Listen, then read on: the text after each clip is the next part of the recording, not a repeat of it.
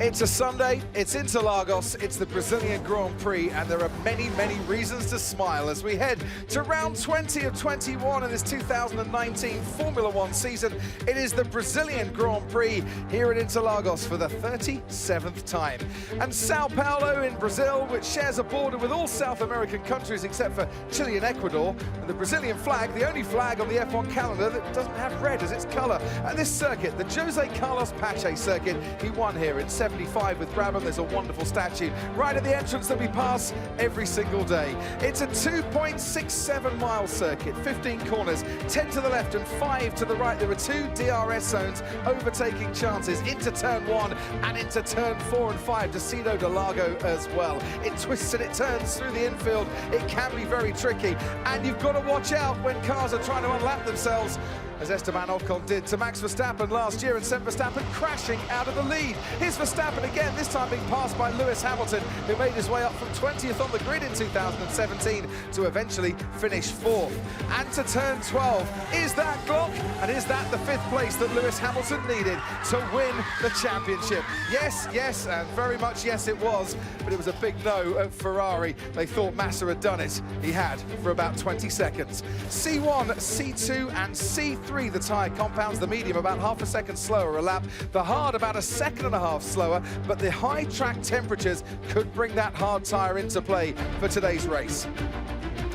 And here's the starting grid then for the Brazilian Grand Prix. Max Verstappen is on pole, looking for redemption after last year. Sebastian Vettel won from 2nd here in 2017. Lewis Hamilton starts 3rd alongside his teammate Valtteri Bottas. No one's ever won from 4th at Interlagos. Alex Albon, top 6 start for a 4th consecutive race. Pierre Gasly, highest start of the season, equaling for him in 6th. Romain Grosjean is 7th, and Kimi Raikkonen, as he becomes the 2nd most experienced driver in F1, starts 8th, ahead of Kevin Magnussen and Lando Norris in 10th.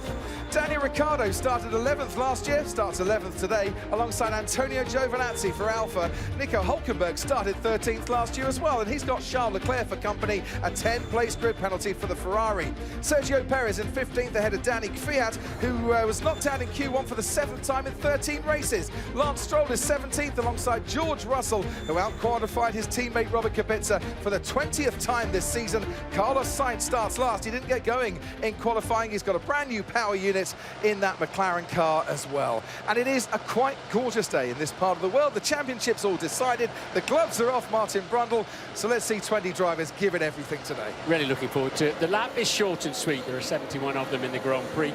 Just 2.7 miles, 4.3 kilometres. We've got a bit of altitude, 2,500 feet, 765 metres up there. A bit less downforce, a bit less cooling. But the turbos and the battery pack compensate a little bit for that. It's a busy track. You're really constantly on it. It's another anti-clockwise circuit. We saw on the grid already putting a bit of extra padding in for Sebastian Vettel, somewhere to rest his head and protect his neck through the Grand Prix. They're expecting it, clearly, of course, to be fully dry, and I think it's going to be a blistering pace. Can Max Verstappen do it? Can he stay out front if they get any slipstream climbing up the hill? But I have to say, it looks to me like Verstappen's got the pace he needs to win this Grand Prix.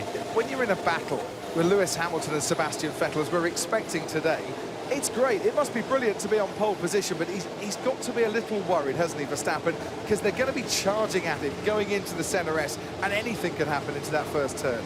Absolutely, but not a whole lot worries Max, does it? And it's a very short run, of course, into the descent that is the centre S. So you can see the grid there. The front half, it can easily roll backwards. I was talking to Christian Horner about that. And the back half of the grid can roll forward, so they need a little bit of brake pressure to keep the car in the right space on the grid. So it's a slightly compromised grid in that respect, albeit, as I said, a very short run down there. How inviting does that look down into the first corner, the centre S? Brilliant. What they need is a handbrake on the grid. And I think for one race a year, they should all do a handbrake start and see if they can get away. As the clock ticks to 2:10 in the afternoon here in Brazil, and it's soft compound tyres for everybody in the top 10, including Lando Norris, who had a free choice of tyres. So McLaren going aggressive on his strategy. Ricciardo on the medium tyre, same as Hülkenberg and Leclerc, who did reach Q3 and had to start on the mediums. Danny Kvyat on the mediums too. George Russell, Robert Kubica on the mediums. The rest all on soft tyres. So what are we looking out for? Charles Leclerc with a 10-place grid drop for his engine change. Starts 14th. He'll be making his way through the pack. And, of course, Carlos Sainz, who didn't get a run in qualifying, right at the back, will also be making up some ground for good measure. They're starting him on a brand-new set of softs in the hope to give him a good start and get in amongst it in the early few corners. You've got to stay out of trouble here, though. It is a bit, it's a bit of a tight squeeze, particularly turn 2. Absolutely. So Max Verstappen leading them off on the formation lap. Packed house here at Interlagos today. Previous winners in Brazil. Well, Sebastian Vettel in 2017, he could, in his 100th start for Ferrari today, win here for a 4th time and equaling Michael Schumacher, who's won here the most of any other driver. Lewis Hamilton won last year, and in 2016 as well, Nico Rosberg triumphed for 2 years before that. Max Verstappen would have won last year if he had have let Esteban Ocon past, or Ocon hadn't been quite so naughty. Is this redemption day for him? Well, let's, yes, I think it could well be, couldn't it? But I'm sure Ferrari and Mercedes have got some other ideas. What can Alex Albon do there from 5th as well, up alongside Valtteri Bottas? So, and of course, you know, they'll not really. Don't know why, but I got a big difference between the two front brake. Brake temperature's obviously getting a good readout on brakes and tyres on the dashboard there. You just keep working the pedal. As I say, I've mentioned before, but if you're new to F1, welcome. This is one of the most important laps of their weekend, preparing the car, keeping certain aspects cool enough, warming others up, tyres and brakes in particular. And they'll do a very prescribed number of burnouts when they get towards their grid slot. It's a very precise procedure they're going through there now to prepare their cars for the launch. Just saw Christian Horner there. It was his birthday yesterday, and his man got pole. Last time we had qualifying, the only other time we had qualifying on November the 16th, Sebastian Vettel was on pole, helping Christian Horner to celebrate his birthday too. Vettel went on to win in Austin in 2013. Can Verstappen do that today for Red Bull? Gloves are off in the championship. Gloves are on in the garages as the crews get ready for their afternoon as well. And Carlos Sainz, right at the back of the grid for McLaren, finally makes his way into his spot. Oh, fashionably late, isn't he, on the back of the grid there? Now we have a green flag. Yes, they've been waiting a while at the front, but they can see the lights going on ahead of them.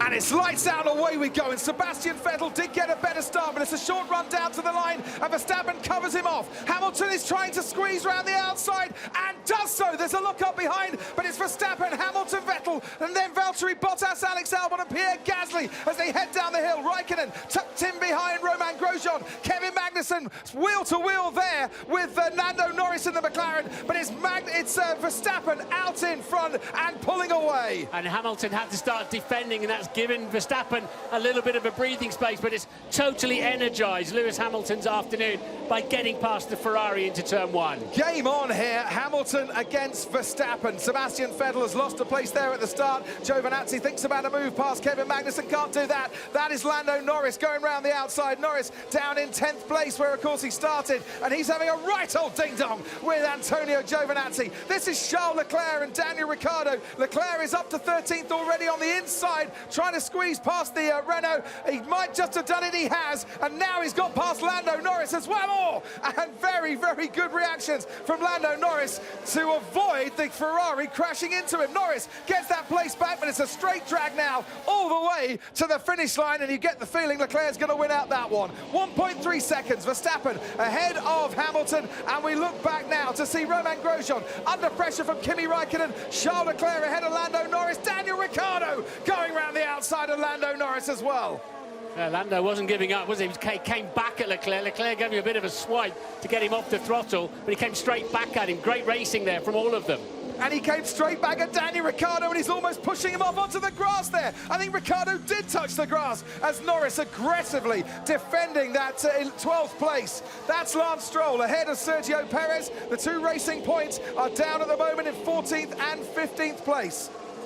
Very, very aggressive there. We saw Norris earlier on in the season wanting to get to the end of the Grand Prix sensibly as a rookie, but now he's much more feisty in the opening laps. although it hasn't worked out particularly well for him overall. Sebastian Vettel got a good getaway, and then in the second phase, Lewis Hamilton came right back at him. Lovely move from Hamilton round the outside. Had so much more confidence on the brakes because he had a wider line, didn't he? Yeah. He had the confidence that the car would stick. Lovely start there from the Mercedes of Hamilton. That's as close as you'd want to be, isn't it? Yeah, Vettel gave him just about enough space. Started third, now second. Hamilton down through the centre S. Can only see Max ahead of him. Yeah, Vettel then with the more of a acute angle. This is going to get good. Now this is Charles Leclerc. 4.4 seconds it took him to get the 200 kilometres an hour. Boy, you're not going to do that in your road car very often, are you? But what a first couple of laps it's been for Charles Leclerc. He's up in the 10th place, but a brilliant tussle with Lando Norris. Norris has dropped a couple of places, but he was defending for all his might and didn't look to put a foot wrong. Cars are 2 metres wide and very long. They're not, and you're buried right inside them as well. So it's not easy to do that closer racing, especially in the early few corners when your tyres are not up to full temperature. Daniel Ricciardo's dropped back down to 14th now on the medium tyre, of course. Those around him on the soft compound tyres. Stroll's got past him and Perez is right on his tail. Let's head to race control for the first time this afternoon. Karun Chandok. Yeah, Crofty, early on before the race, I was saying they've got to commit to their strategy straight away. Hamilton's already been on the radio to his team saying, I think Verstappen is going for it. He's not doing any management, and they've confirmed, yep, looks like he's pushing hard. So a two-stop clearly in play, I think, for the Red Bull. If you look at the time, a 1:13.0 there for Max Verstappen, that rather backs that up. On board with Charles Leclerc, a bit further ahead, Kimi Raikkonen gets past Romain Grosjean. Leclerc had got past Kevin Magnussen, so both making up places. Raikkonen to 7th and Leclerc into 9th now, and getting a big round of applause from the crowd every time he passes the line. Both Haas's in the top 10, of course, in qualifying, and still, I was talking to Gunther Steiner earlier on, the team boss, they had no idea how it was going to be in the race, how they would be able to look after their tyres, what pace they might have. Carlos Sainz and Sergio Perez getting very, very close through Decido de Largo, and Sainz is now up to 15th.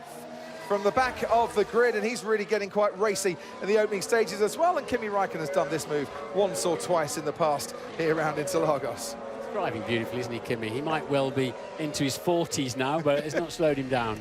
Yep, the first man since Pedro de la Rosa and Michael Schumacher to race in his 40s. That's how Carlos Sainz got past Sergio Perez. I didn't think there was much room there, Martin, but obviously my sense of perception is not as good as Carlos Sainz's. Yeah, it's so easy when you start swinging with the steering wheel like that to just snatch your front wheel as well, but good racecraft.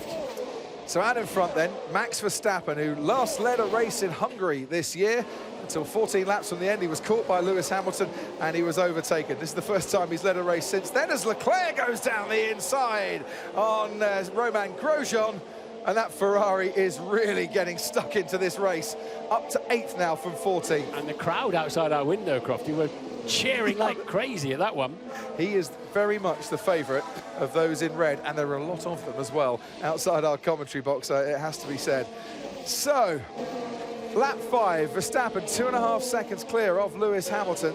What do Mercedes do now? If they're convinced Red Bull are going for a two-stop strategy, is it about tyre management for Lewis, and we'll try and beat him with a one-stop? Yeah, I'm not convinced they are. I think they're just fast. I think Verstappen is just really quick. Remember, he got provisional pole yesterday, having been bouncing down the grass on that lap, and then went slightly quicker next time around. So, you know, that Red Bull is working so well in the critical middle part of the lap that in race conditions with over 100 kilos of fuel on board, there's a full 37.5 seconds at the moment. And it's been no slouch, the Red Bull, on the straight as well. We're watching Alex Albon behind Valtteri Bottas there. He's certainly gaining on Bottas. Mercedes saying because of the altitude, they're actually being affected a little bit with their top-end speed this weekend.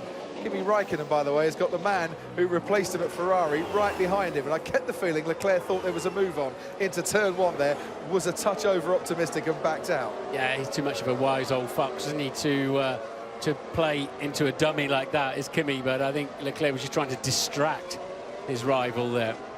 Yep. Kimi Raikkonen, 311th Grand Prix. He joins Fernando Alonso on that number, and there's just 11 behind Rubens Barrichello as the most experienced Grand Prix driver of all time. Charles Leclerc, meanwhile, in his 41st race in Formula One. Kimi's got 21 wins, and Charles Leclerc has got a couple to his name so far, including, of course, Monza of this season. Ferrari engine, of course, in the back of that Alfa Romeo. But he Well doesn't done, Alex. Keep hassling him if you think you can pass. He's all over the back of Valtteri Bottas and within DRS range. Big lock up there from Charles Leclerc as they dive down through Maguglio and then start the long, long climb. And it's an epic climb all the way up to the start-finish straight. Now, are we going to see Charles Leclerc getting a nice slipstream behind Kimi Raikkonen here, using a bit of DRS as well, go for the overtake? Is he going to make it into turn one? Yes, he is. That was coming from the lap previous, where he was just a bit too far behind on this. Lap 7 of 71. Charles Leclerc is up into 7th place. Ted, down to you. Yeah, there's a mild panic on the McLaren pit stand because Lando Norris transponder's gone haywire. You might have seen on the little tower graphic on the side of your screen, Norris dropped down to 20th and last. Don't worry, he's not there. He's still in 11th. So they didn't know what was going on because on the timing screens, Norris had dropped down to last as well. But he's still in 11th. Don't worry about it. So pit windows, what are we looking at? They're going to open around lap 16 to 18 for the first of the two stoppers. On paper, two stops are slower, even with these high track temperatures. You'd have to stop on lap 20 and then again on something like lap 35 if you're two stopping. But they're not racing on paper, Ted. I keep telling you this. It doesn't matter what happens on paper. It's the rubber on the asphalt that we care about today. Daniel Ricciardo starting to get close to Kevin Magnussen, and that's not unexpected. A miserable start, though, for Renault. 14th, Ricciardo, 17th, Hulkenberg. Check left-hand side bodywork. I think I might have had a tear off going there. So George Russell, a tear off from his visor on his crash helmet, thinks that he might have got stuck a little bit in a part of the car that he didn't need. Here goes Daniel Ricciardo on Kevin Magnussen down the inside into the first corner. Has to stay behind the Haas for just a little bit longer. And in the Constructors' Championship, Renault on 83 points behind McLaren on 121. Toro Rosso gaining so far 8 points on Renault with the places as they stand. Ricciardo down the inside into Desquino de Largo. Oh, he locks up. Magnussen spins round as they make contact. And it's damage to the front wing of Daniel Ricciardo's Renault.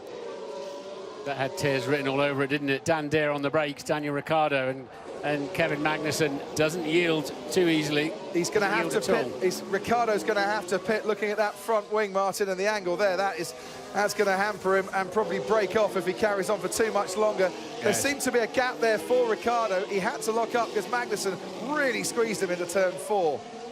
We'll see it again, but yeah, it's really dangerous when you've got a front wing that can fold underneath.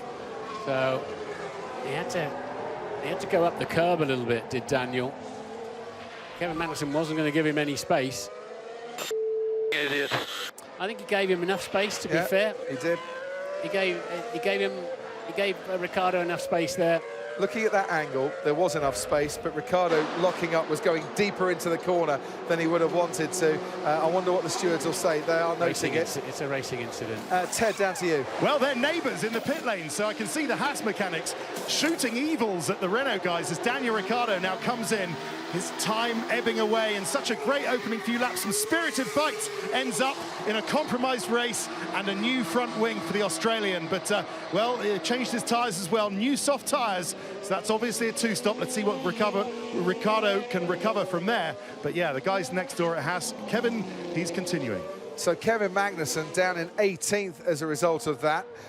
Daniel Ricciardo running last. George Russell down in 19th with that tear-off problem that he's asked his team to check out. Pierre Gasly is now checking out his wing mirrors because he's got Charles Leclerc right behind him as well and gaining 2 out in front. 2.5 seconds between Max Verstappen and Lewis Hamilton. 1.8 seconds, 1.9 seconds down to Sebastian Vettel. Then a gap opening to Valtteri Bottas and Alex Albon. And here goes Leclerc, ladies and gentlemen. And the crowd love that. You can hear them in the background. It's another pass through into turn 1 and up into 6th place for the Ferrari. Young Charlie Leclerc, of course, on medium compound tyres too, so he can run a nice distance into this Grand Prix. This is Kevin Magnussen. Okay, we see some left-hand front wing end plate damage, but no big aero effect at the moment.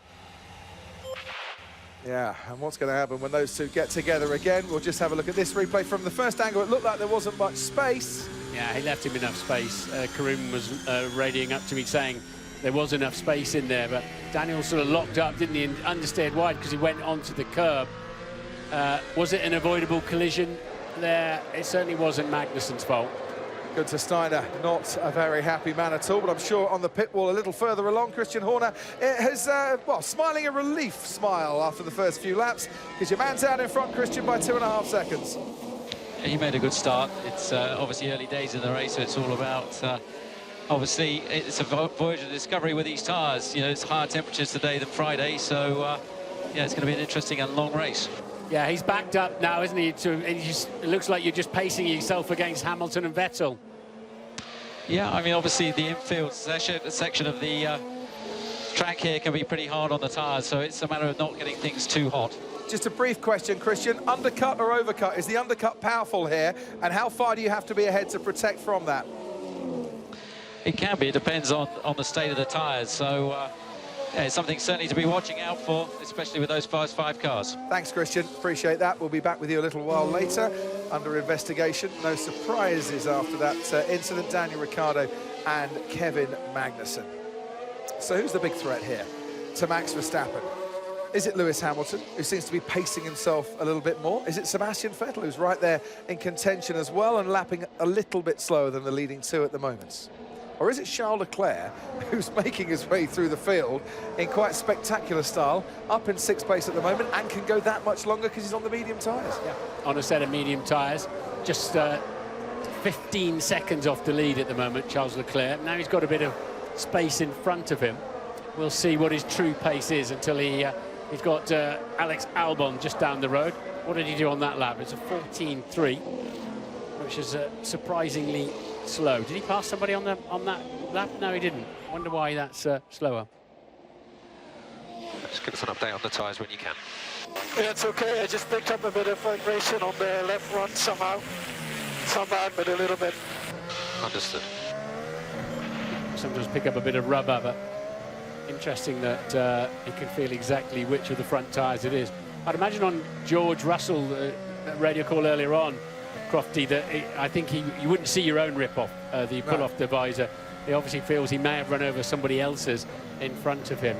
And, of course, it can block a radiator duct, a brake duct, or get in your airbox. Yep, you can lose a huge amount of time by one small bit of rubber going into the bodywork, but a visor can block up quite a few bits.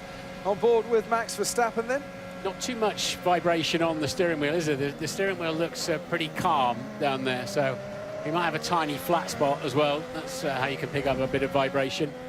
We've under-rotated them, as they say, or locked them into a corner.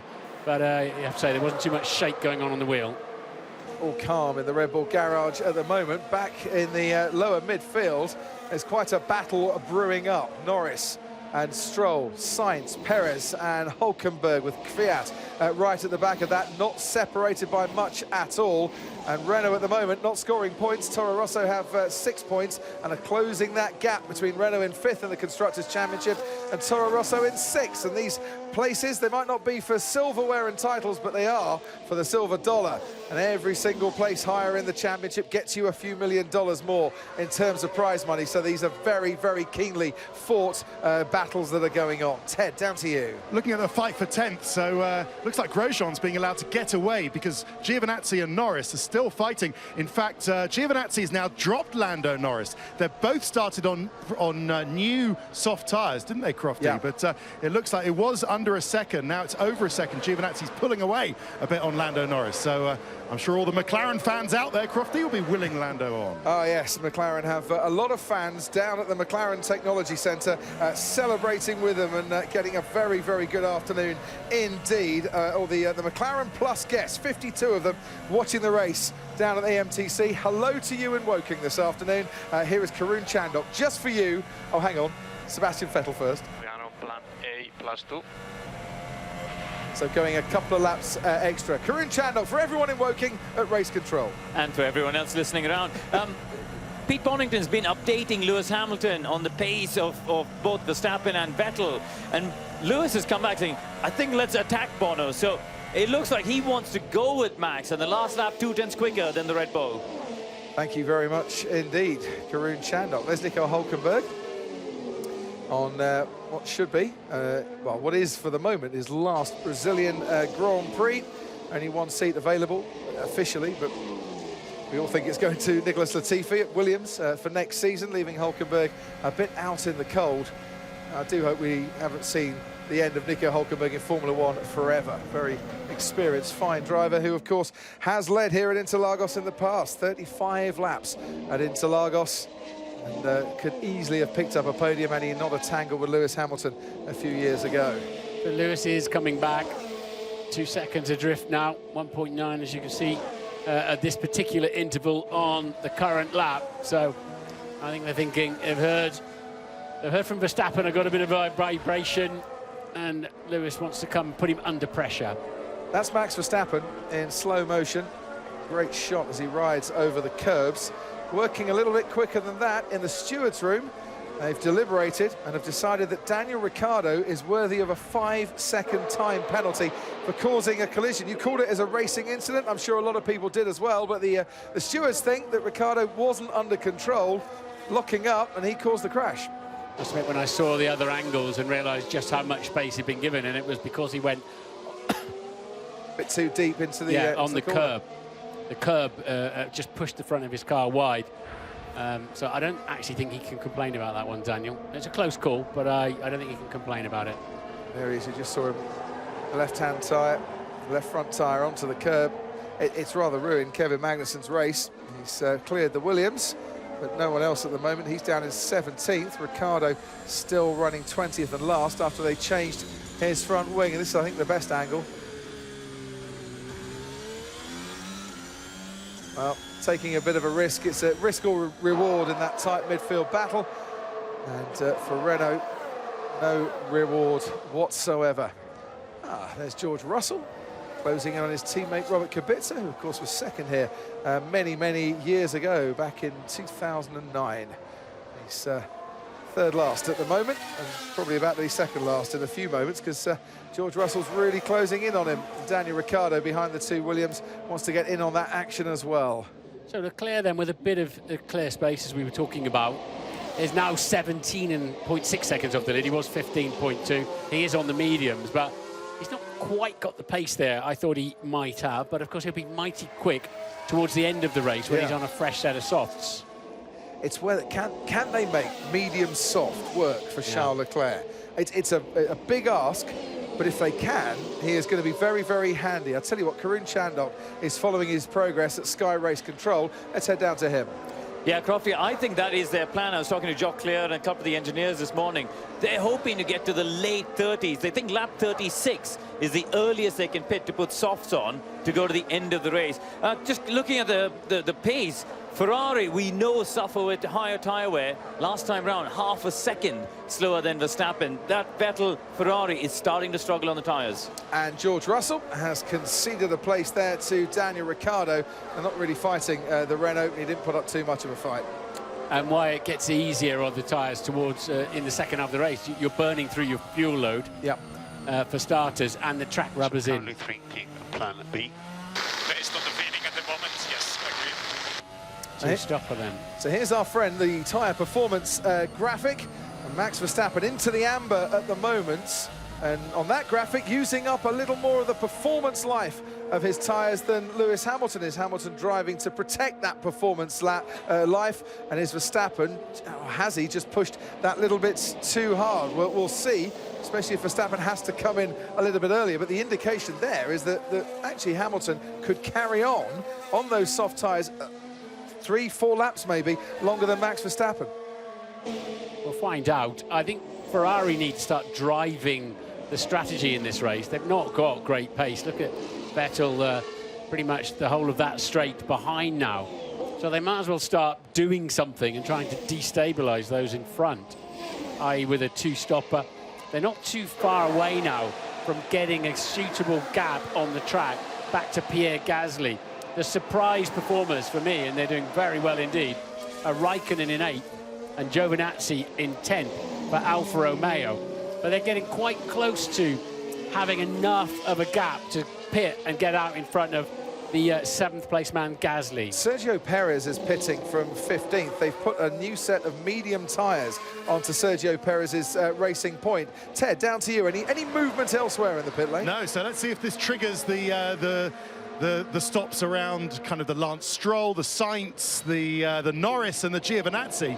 I'm kind of surprised that McLaren haven't pulled the trigger wanting to undercut Giovinazzi, perhaps. Maybe they feel they've got more pace than the Alfa Romeo Sauber. But without Bottas, what do we think with that? I mean, Bottas is kind of in Nowheresville, 2 seconds, Ted. I wonder how long these tyres are going to go.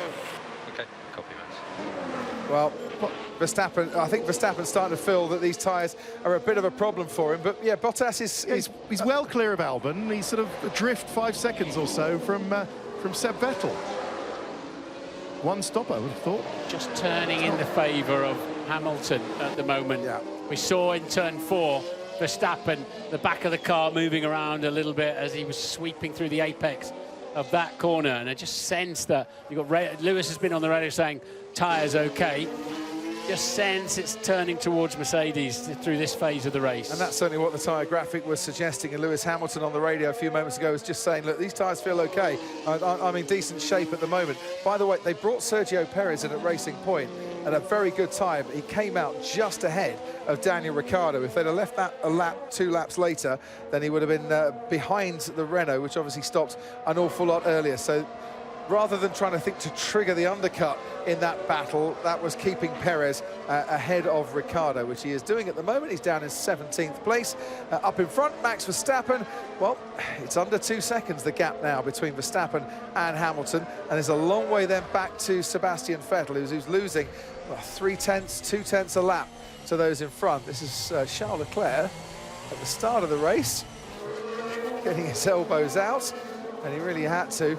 Great reactions there from Lando Norris, who saw him coming. It was a bit of a shoulder charge, wasn't it, from the Ferrari?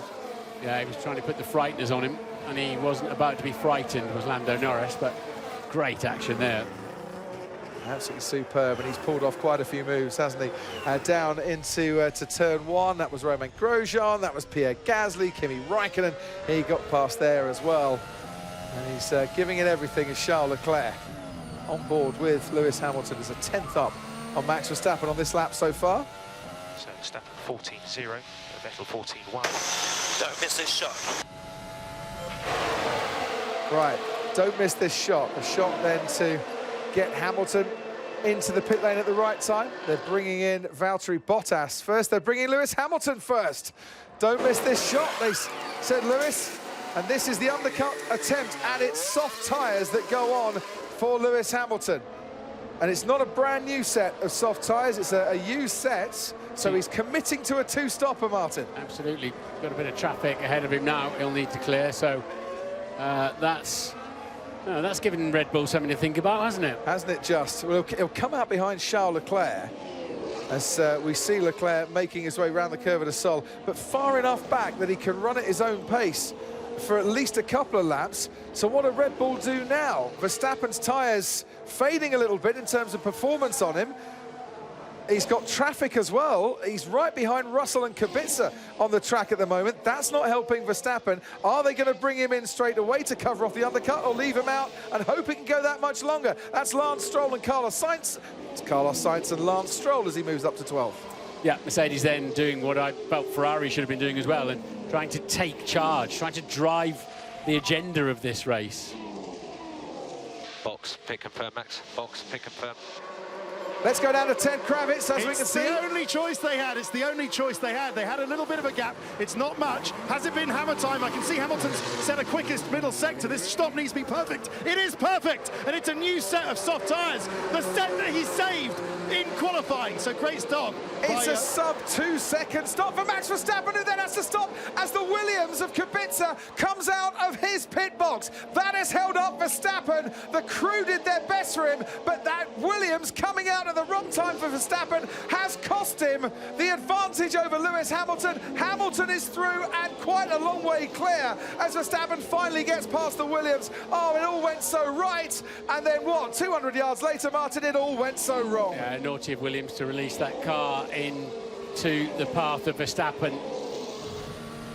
Wow, that could make a huge difference in this race. Hamilton now behind Charles Leclerc, so he is being held up, and he is all over the back of that Ferrari looking for a gap through. There will be another pit stop coming for Verstappen to try and make his way past Lewis Hamilton. Hamilton, neat move there on Leclerc. If he can make that stick through Magulio, and he does. Verstappen on the inside tries to get past as well. And now the gloves are really going to come off here, because after the opening spars and jabs, is Verstappen poised to land a knockout blow on Lewis Hamilton.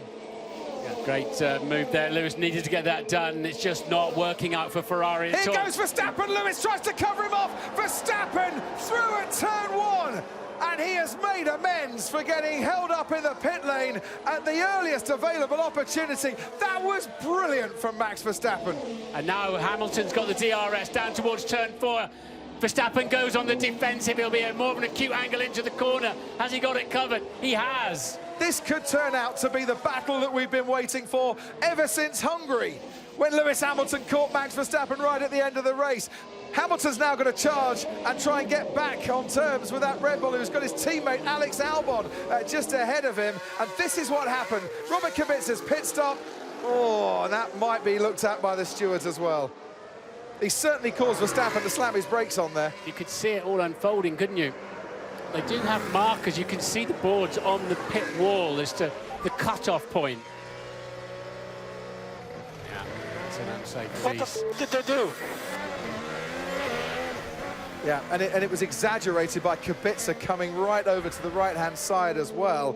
He could have let Verstappen go if he knew he was there, of course. Right, here comes Lewis Hamilton. He's got DRS on Max Verstappen. Verstappen goes to the inside. Hamilton's going to have to go the long way round, and he does! Oh, that's brilliant! Hamilton swoops round the outside into turn 1, and he regains the advantage over the Red Bull. But the Red Bull, with DRS now, can come back at him down the Retta Aposta. Is Verstappen far enough back? Oh, he is far enough back in terms of Lewis Hamilton preserving that advantage. What a shame. Verstappen couldn't have a go. No, Verstappen's still out front. Oh, sorry, it's It was Albon, sorry. Yeah.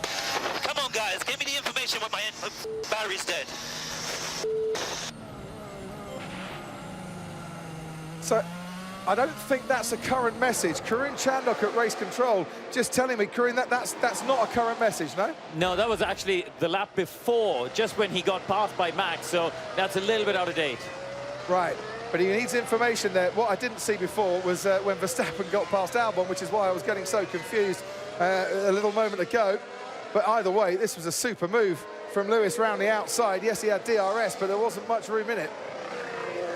On the fresher tyres, of course, Lewis there, but yeah, Albon sensibly getting out of the way of his teammate and couldn't fend off the Mercedes. He is now going to get a fresh set of boots as well as Alex Albon. He's in the pit lane.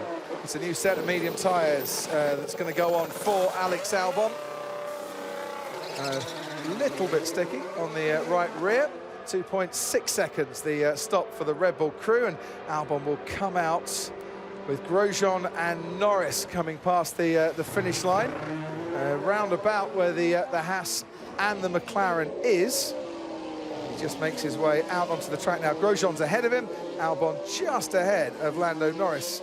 Those 7/10 of a second that he lost compared to his teammate there cost him a place. And box, Sebastian, box.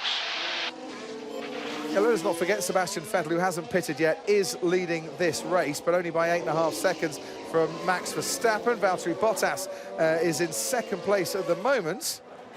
Feels a bit no man's land for Ferrari, but maybe they're going to try and do a decent one-stopper.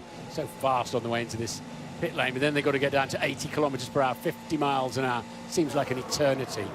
Right.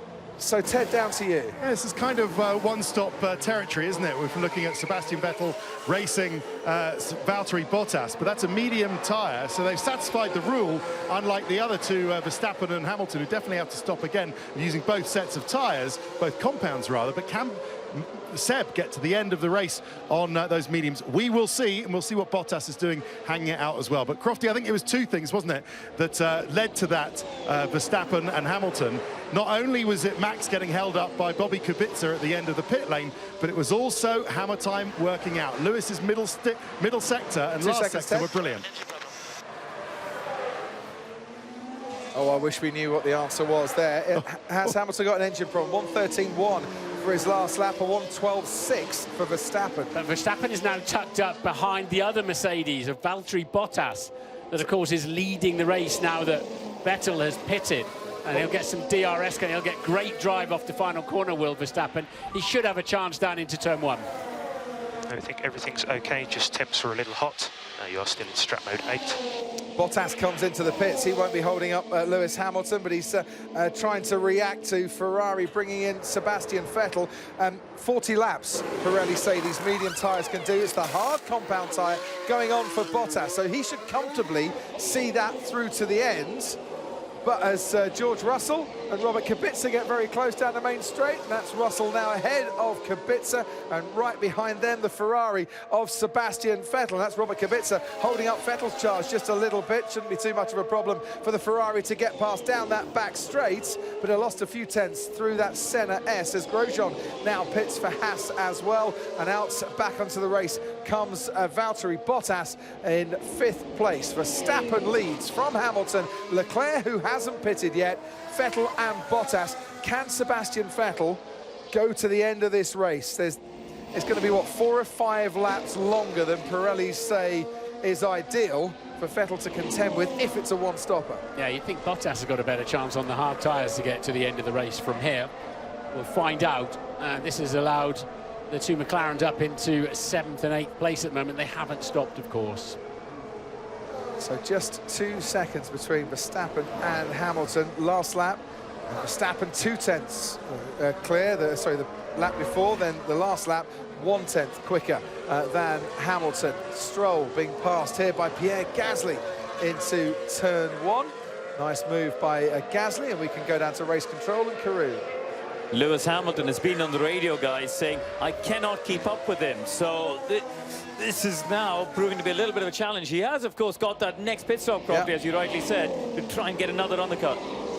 He's doing his best to keep up with him. Actually, on this lap, he's been 3 tenths quicker through the first sector. Ted, down to you. More action down here in the pit lane. So that was Gasly on fresh tyres, the Toro Rosso having pitted. Now it's McLaren in for a stop. And they came out a lap earlier, and it was actually, they went back in. It's Lando Norris. Very hard to keep up with him, man. It's Lando. Yeah, that's the message Karun just told us about. It's Lando Norris, and it's the hard tyre as well. So he's going to go to the end, as is Hulkenberg. He's pitted now onto the hard tyre too. So the aggressive starts and first stint for Lando Norris on the soft tyre turns into a steadier final stint, and it should be a final stint for McLaren's strategy. Norris back out to this racetrack in 15th place behind Grosjean. Ricciardo, who stopped early after tangling with Kevin Magnussen, had a 5-second penalty that if he comes into the pit lane again, he will have to serve. Yeah, I think we've gone to the wrong tyre. Should have been on the medium. Well, he thinks that there's probably more pace to be had on the medium compound tyre, which is what Sebastian Vettel is running, Martin, and Vettel just set the fastest lap of the race. You can see Lewis resting his neck through the long left-handers as we approach half distance. It's so tough on your neck around here, and it's unusual. Most tracks are clockwise. You tend to be a bit stronger on the right-hand side of your neck as well, for good measure. And we are going to plan C, plan C. Right, he's just been passed by Vettel, who I think might have had some DRS to help him with that fastest lap. Yes, he did. There's the confirmation. Down into turn 1, Sebastian Vettel gets past Charles Leclerc, who hasn't pitted yet. So what is plan C for Charles Leclerc? Stay out there that much longer and go to softs at the end of the race if you can? That would be quite an achievement, starting on the mediums and then going to soft. I don't know, is the answer to your question. He'll be lively, as you indicated earlier. That's the pit lane. Lance Stroll has just come in to the pits. Actually, he's coming in now, is Charles Leclerc. So this is plan C then, maybe a little bit earlier than they were expecting. And it's the hard tyre that's going on. So Ferrari maybe switching to that hard tyre and thinking, yeah, that's the one that's definitely going to get us to the end of the race. Karun Chandok at race control. Yeah, the problem was Leclerc's pace had dropped off so much, Crofty. It wasn't worth them stretching that first stint out. They had to switch to the harder tyre. They couldn't get the stint long enough to go to the soft. Thanks, Karun. Back out then comes Charles Leclerc, and ahead of Pierre Gasly who's running in 7th place at the moment. Verstappen, the race leader, 2.3 seconds, give or take, ahead of Lewis Hamilton. If Vettel can maintain this kind of pace, he's hauling himself right back into contention here. Wind is picking up. And that wind, we can't feel it in our commentary box at all, despite the hot air that comes out of my mouth sometimes, but that wind is a bit of a tailwind going into turn 4, which is not exactly the direction you really want it blowing. You think Bono would do something about that, wouldn't you? Yeah, has he not got the power today to switch the wind around? Albeit, it's decent feedback from the driver to say, yeah, the wind is picking up, I can feel it affecting the car here. 2.8 kilometers an hour. The wind speed feels like a light breeze, but it exposed parts of this track. It'll be gusting and you'll feel it a little more than that. Track temperature 46 degrees. It's just come down a touch since the start of the race. And the temperature's not skyrocketing over 50 degrees, which is maybe what some of the teams were expecting. Carlos Sainz has just pitted, by the way, come back out down in 15th. And he has gone on, Carlos Sainz, to the medium compound tyre. Yeah, Alex Albon not having his finest first half of a race. He tends to be very strong in the second half of a race, I must say, but he's 26 seconds off the lead now of his teammate. And Kubica has a 5-second time penalty for an unsafe release, and I don't think Williams can complain about that. As a driver, you go when you're told to go. You don't check the mirrors and think it through. You can't see, basically, anything other than just over your rear tyres. I'm surprised he was released. I know there's all automated systems, the lights go green, but there's always someone there with an override switch to stop the car being released, like the lollipop man would have done in days of old. I am surprised he was released there, and you'd probably hear a lot more complaints about it if Max Verstappen wasn't back in the lead again. Yeah, he got held up quite a bit there. Sebastian Vettel, by the way, staying out an extra 5 laps, lost 7 seconds to Verstappen and Hamilton, which he's clawing back bit by bit, but he's now kind of running in no man's land just a little bit. The view from the main grandstand, and we're just right behind that in our commentary box here with a great view into turn 1. We can see Lando Norris making his way through the Senna S. Norris at the moment down in 13th place, catching Romain Grosjean. Ted, down to you. So the fight for best of the rest behind Charles Leclerc and Alex Albon is quite entertaining, and it's going to shape up as to who can be sticking out on medium tyre to the end of the race and who has to come in again. So Gasly kind of holding P7 very nicely ahead of Kimi Raikkonen and Giovinazzi with Sergio Perez. They all stopped a little bit earlier, but then you've got Lando Norris, who it looks like on paper now, sorry Crofty, I know you don't like these fights on paper, lost out badly because he was right behind Giovinazzi, wasn't he? Yeah. And look at him now, down in 13th. But bear in mind, Lando is on the harder tyre. Well, the hardest tyre, the hard tyre, and can go to the end. So that is going to be quite tasty towards the end. So don't give up, Lando fans. He might yet make P8 or 9. Yeah, that's what they're going for. The points finish, yeah, P8s that McLaren have targeted for him. It's got windy, all right? We're not seeing a big increase. Well, he's feeling it. No, those tyres don't look great either. Tyres do not look particularly good for Lewis Hamilton. He lost half a second on the previous lap.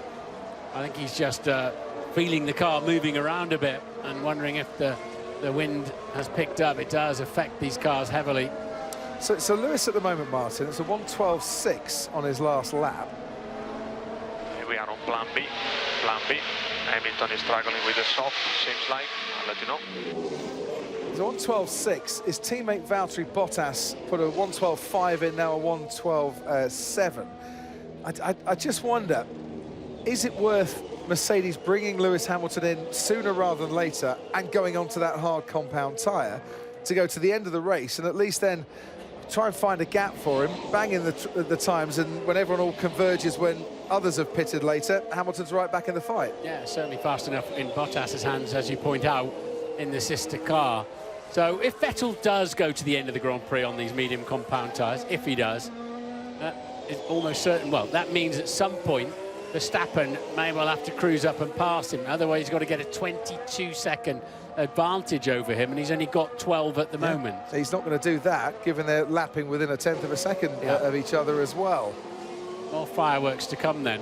Yeah, we're just about at half race distance as well.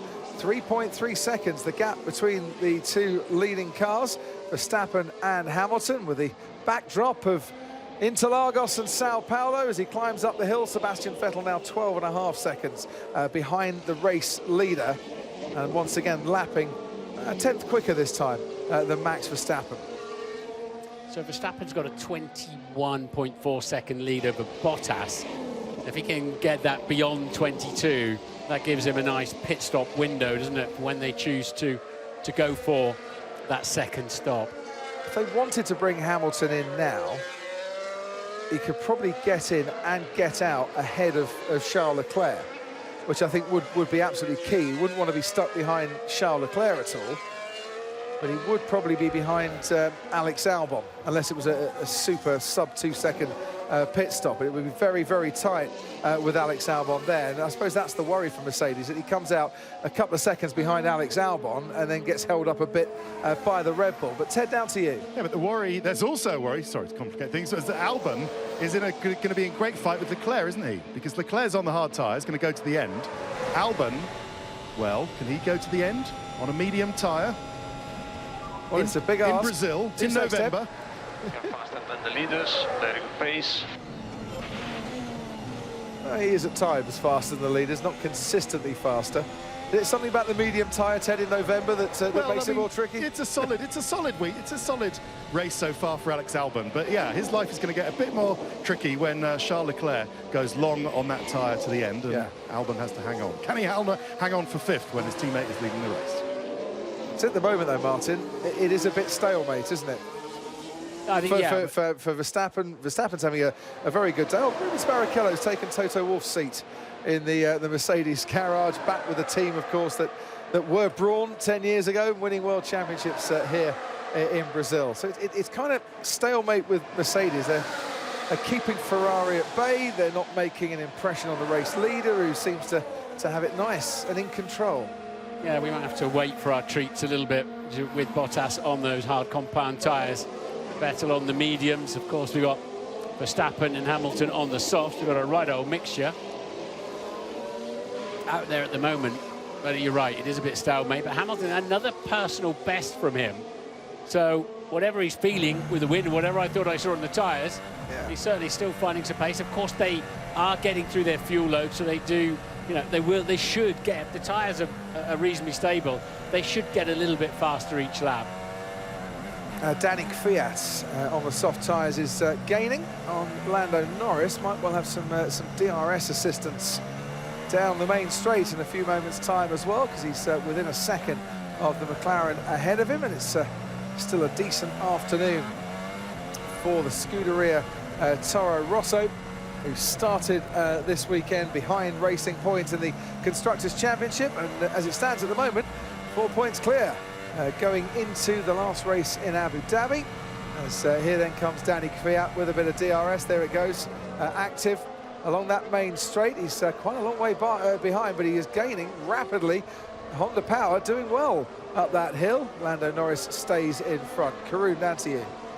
Yeah, just keeping an eye on Verstappen's race and listening to the radio. He's got to try and go another 7 or 8 laps before they pit for the second time. Now, the tricky thing for him is the gap to Bottas is 21.5 seconds at the moment. That's tight. He might end up behind Valtteri, as you said, Crofty. But now, that harder tyre on the Mercedes is going to be more resilient. These next 10 laps are going to be very tricky for Max to get the gap he needs and come out in front. So Bottas could do Mercedes and Hamilton a big favour here. Yes, the gap 21.7 seconds at the moment. If you're on a two-stop strategy, by the way, and running the medium tyres at the moment, our F1 Insights powered by AWS tell you that the pit window is now open. Tyre's life is slightly less than expected, but it's all peachy at the moment. Yeah, for now, yeah. Copy. Peachy. As you said yesterday, they had no idea what peachy meant I 2 saw weeks him on ago. the plane on the way home from Austin, and I said, by the way, did your team know what you meant when you said your tyres were peachy? He said, no, they didn't. But they've obviously been educated. They know what peachy means. Riccardo Adami now knows. Peachy has become common language down at Ferrari. It's, the word is, well, the tyres holding up at the moment. Can you give me an update on the wind? Is it spinning around because it's super inconsistent, the balance? Very firm Valtteri needs. The other car's got the same issue. The wind speed's only 0.8 of a metre per second, so it's not particularly windy. It's obviously changing direction, swirling around a little bit. And we can never sense it here in the commentary box, Martin, but the drivers can feel every little change in direction, a little gust out on the track. If you're braking into the wind, you've got more downforce, basically, and if you've got a tailwind, the car floats around a little bit more. You know, they're flying them through the air. For instance, I was talking to Nico Hülkenberg after Baku, when he crashed out in Baku, and I said, oh, that must have been pretty painful for you, that race. He said, yeah, but it was a gust of wind behind me that just came up out of nowhere and spun the car and took the car towards the wall, and I had no chance of getting out of it. And you can see, I mean, great big long engine cover on these acts as a bit of a sail, so a crosswind is bad news in a corner like a junction there. Valtteri Bottas has not had a particularly good lap 39, and he's lost a bit of touch with those in front of him. He did a 1:13.2. He was 0.6 slower. It was a 1:13.3 he's just done now. That gap between Verstappen and Bottas is now 23 seconds. That's good news for Red Bull. Pit lane loss, the time you lose by making a pit stop, which Verstappen has to do, is about 21.5, 22 seconds. We're thinking to stop is okay to use the tyres. We need to protect against undercut from Albon. Alex Albon not that far behind Valtteri Bottas now at all. Robert Kubica, by the way, has served his 5-second penalty for his unsafe release, and has come back out in a position that, sadly for him, he has occupied way too often this season. It's 20th and last. We've gone beyond half distance. No retirements in this race so far. There are 9 races in F1 history without a single retirement. 5 of them have come since 2015. Ted, watching the wind. Yes, I'm going to be a human windsock for you, Crofty. I've come out the back of the garages, around just overlooking the Senna S. I think the wind And is picking up. Both Mercedes cars complained of similar issues, actually, Max. They're right. It's blustery down here, and it's all coming in from the helipad down by the Curva de Sol, down by the end of the straight. Right. It's sort of a crosswind coming in as they hit the Senna S. So it's almost blowing, it's not quite blowing straight down the main straight. It's kind of at a sort of 30-degree angle, if I'm describing that well enough. Well, let's look at the flags. That's always a good idea. That shows you. It's pretty blustery. I thought Hamilton's, saying about the wind was one of his sort of self-motivating, complaints that he tends to do during a race, whether it's about engine power or tyres or whatever. When to his engineer, who presumably says, yes, Lewis, what do you want me to do about it? It's sort of self-motivating things Lewis likes to do. But no, he's absolutely right. It's pretty blustery. Definitely switched around as well. Yeah. There we go, another one. That's the Lewis Hamilton tyre update information. That's Carlos Sainz ahead of him, that's going to get lapped in a few moments. He's going to get lapped now, but Lewis is not enjoying these tyres at all. He's still quicker than Verstappen out front on that previous lap. I think he's going to come in because there's a gap, and if they get this right, he should be able, Lewis Hamilton, to get out. And Verstappen's in traffic. Valtteri Bottas coming in now. I was going to say, if they wanted to pit him, we could get out ahead of Albon, but it's Bottas that they're going to pit first. Medium tyres going on to the end of this race, and that's to protect against the undercut and against Alex Albon in case he came in beforehand. So Bottas now comes back out into this race ahead of Pierre Gasly, behind Charles Leclerc, down in 6th place. It didn't work, did it? Just 11 laps on the hard tyre and having to come in and protect really against the undercut. It's given them some information for both cars, obviously, but whatever Mercedes are trying at the moment, it's not good enough to unseat Verstappen. No, it's not. Who's 3 seconds and has been for a while clear. Sebastian Vettel, meanwhile, finding a bit of pace in the first sector on this particular lap, and I wonder if he's starting to step on the gas just a little bit more, make life a bit uncomfortable for Lewis Hamilton. He's a long way clear at the moment, but can Vettel go to the end of this race on the tyres that he's on at the moment? What are you waiting for? Can't get any closer than this. I think he wants to come in. He's really driving the agenda today, isn't he? Yeah. Really driving the strategies, Lewis, from the cockpit, or trying to at least. And he's trying to bet hammer time as well. He's lapping quite a few cars out there, and that's Lando Norris, the next car that has been lapped. As you can see, purple sector in sector 1. James Allison, the technical director in charge of the team, in Toto Wolff's absence for this weekend. Next to him, James Vowles on the right-hand side, the chief strategy director, who will be either agreeing with Lewis Hamilton's desire to change his tyres or saying, no, we need to stick it out just that little bit longer, as Hamilton makes his way along that main straight and is coming into the pits. So Mercedes think, right, now is a very good time indeed. And the key here is, can they get that car serviced and the tyres changed before Alex Albon makes his way through the Centre S? Didn't look the fastest pit stop. It wasn't, a 3.3 seconds. Meanwhile, Verstappen has cleared most of the traffic. He's got a reasonably clear run on a 3-second cushion. So presumably Red Bull will react immediately to that.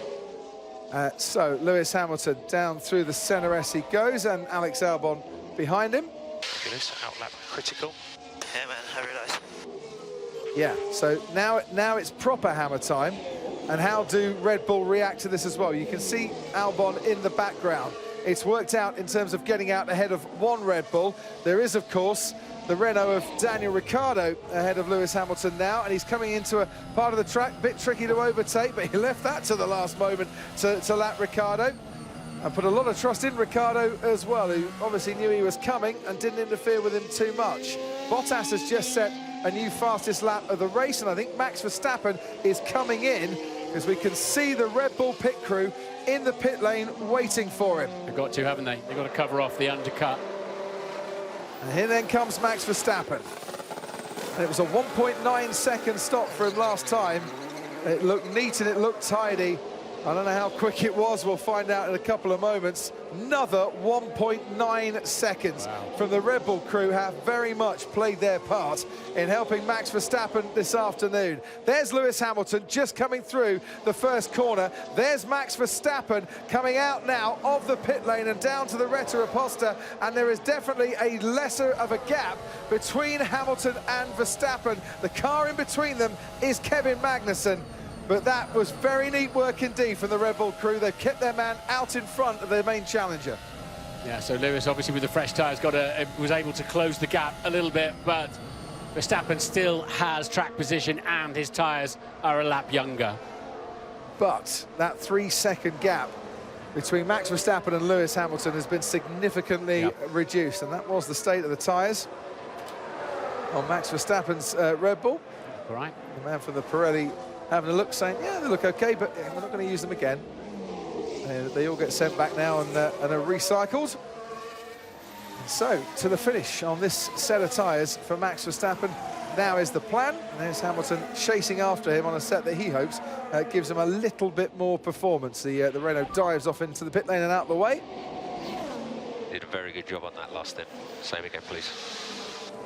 Yeah, so how are these cars going to handle, relatively speaking, on the medium tyre now? That's the story we're looking for. As you say, Hamilton really did close that gap down with the extra lap on the fresh tyres, but on board with Valtteri Bottas, Charles Leclerc ahead of him. Bottas has just switched tyres. He's going to try and dive down the inside. Leclerc on the harder compound tyre just stays ahead, just about stays ahead. Bottas will have DRS once more. Look how hard it is fighting the car through the Curva de Sol, but he's managed to keep in close contention to the Ferrari. Not easy to overtake round the outside. Leclerc doesn't make it any easier for Bottas, and there's what, a metre, 2 metres between the two cars as they head towards Ferradura and the horseshoe. Can Bottas slip down the inside here? No, he can't, but he's going to stick at this for as long as possible, because this is not helping Valtteri Bottas's race whatsoever, that the Ferrari is able to hold him up just that little bit longer than he would have wanted. Yeah, the Ferrari on those unloved hard tyres, of course, it's not working out for Leclerc either, particularly, but I think Bottas is going to just have to stay patient and get himself a good run up the hill. Verstappen on his last lap, 0.2 of a second slower than Lewis Hamilton. Sebastian Vettel is the race leader by about 5.3 seconds. The two behind him are lapping over a second quicker. And we can watch the view now from the rear wing of Charles Leclerc's Ferrari, and you'll see that Mercedes getting ever larger in your picture and ever closer to the Ferrari. And he once again thinks about diving down the inside, but once again backs off when you think, well, just go for it, Valtteri. Yeah, he's got he was too far away, but he'll get DRS down here as well into turn 4. But the Ferrari's really released nicely off turn 3. I think there's not going to be an easy pass here, Martin, so you need to take a risk or two if the reward is there and waiting for you. And the longer it carries on, the less chance Valtteri Bottas is going to have, because it's so difficult to stick behind the car in front so closely through this middle sector. He might be able to use the back marker of the Williams to help him a bit, but he needs to keep his tyres cool through this middle sector and get close into the final left-hander of Jung Sao and give himself a much clearer run up the hill. But Leclerc, of course, is very aware of that. Max Verstappen has just set a personal best lap in this race. He's now 3.3 seconds behind Sebastian Vettel, and he was 0.4 quicker than Lewis Hamilton on that previous lap. And the gap, 2 seconds between the Red Bull and the Mercedes. It's way less than that, the Ferrari and the Mercedes. You've got a Williams just ahead as they blast down the main straight. Robert Kubica is lapped. Charles Leclerc stays ahead of Valtteri Bottas. Mercedes definitely, I mean, we saw Verstappen sail past, didn't we, to retake the lead from Hamilton. They're not really enjoying this altitude here for the absolute power. I really thought Bottas was going to cruise through there, no problem at all. But he just didn't have the top speed. So when Charles Leclerc pitted for those tyres on lap 29, Valtteri Bottas on lap 41, and he should be making more inroads, you would expect. Verstappen on Vettel in 1 lap, it says here. That's not something you hear Lewis Hamilton saying very often. Needs more power. He's keeping in touch with Verstappen, but he's not getting close. As once again, Bottas almost shoving the Ferrari around Bico de Pato, the Duck's Bill, Jun Sao, the junction corner. Now they can get their foot down. Presumably on the previous lap, I couldn't see, but maybe Leclerc had some DRS off the back of the Williams as well. Possible, very possible on that. So here comes Valtteri Bottas, who has got DRS. Charles Leclerc hasn't. Valtteri Bottas will go down the inside, but Leclerc just nudges over to the left there as Valtteri tries to squeeze down where Esteban Ocon passed Verstappen last year and thinks better of it. But just that little movement from Leclerc down to the inside at turn 1 is enough to make the Mercedes back off. Into Descida de Largo they go, Leclerc still ahead. Gave him a little dummy. It was bordering on being a touch late, that one, but it was effective. Leclerc's defence, that's for sure. And Vettel's pace has fallen away horribly now, hasn't it? Yeah. It's been through a lot of traffic as well, but that strategy has not now worked.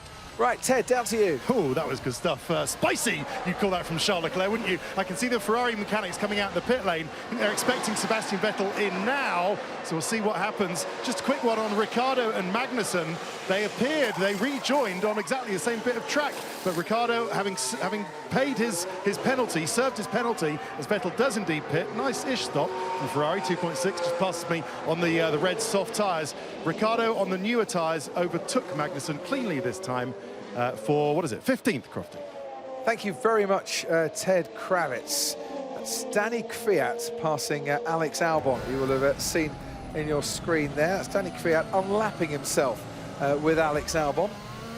And Valtteri Bottas, how long, Martin, can that Mercedes run so close behind the Ferrari without suffering overheating issues? Yeah, he's already been told to help to cool the car down a little bit, and you can hear it. He's trailing out of the throttle 200 meters before the corner. Yeah. Trying to cool the car. He needs to get past the Ferrari. Stating the obvious there.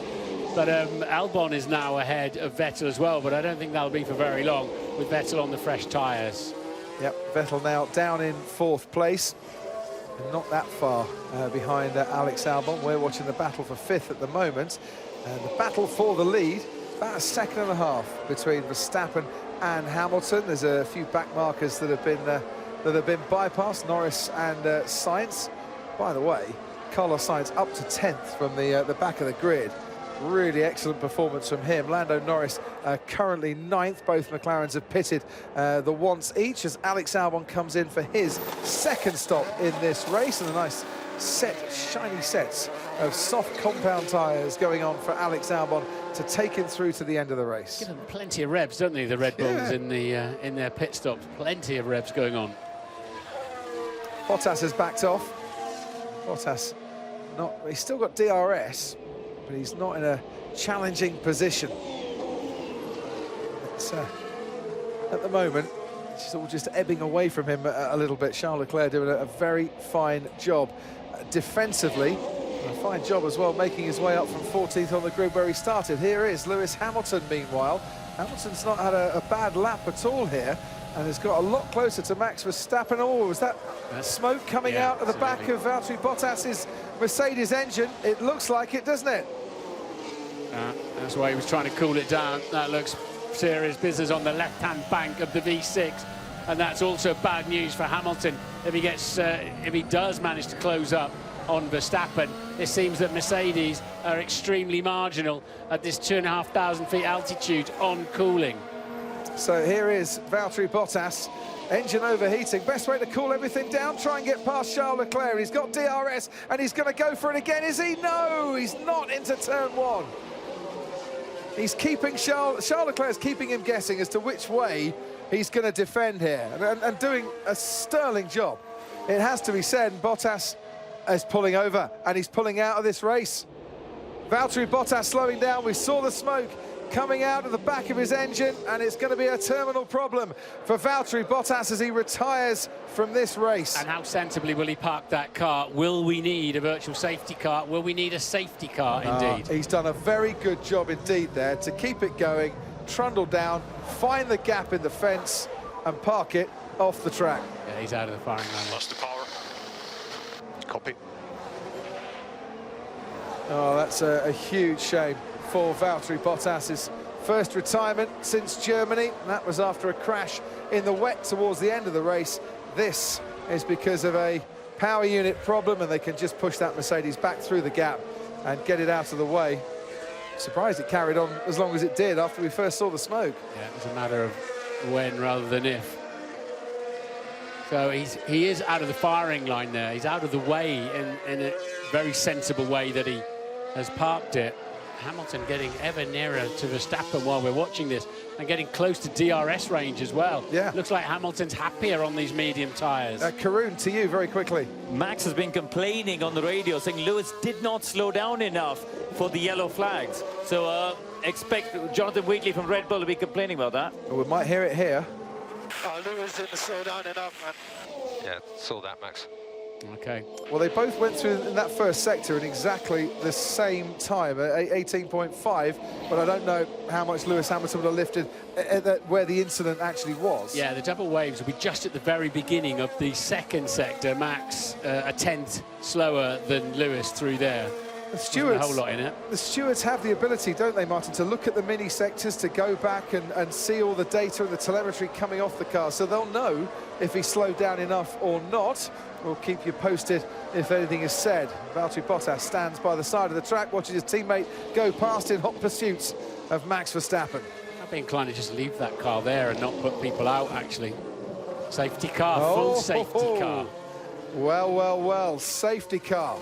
And this could make things very interesting indeed in this race, as the pack will now concertina together And because Valtteri Bottas had an engine problem and pulled over to the side of the track, well, the race control, the race director has thought, well, we need a safety car here, so no overtaking, everyone concertinas together. What does now this mean? And a cheap pit stop for anybody who needs to come in now. You only it takes you about 11 seconds to stop. Box, opposite Verstappen. So if Verstappen comes in, you stay out, and if Verstappen stays out, you come in.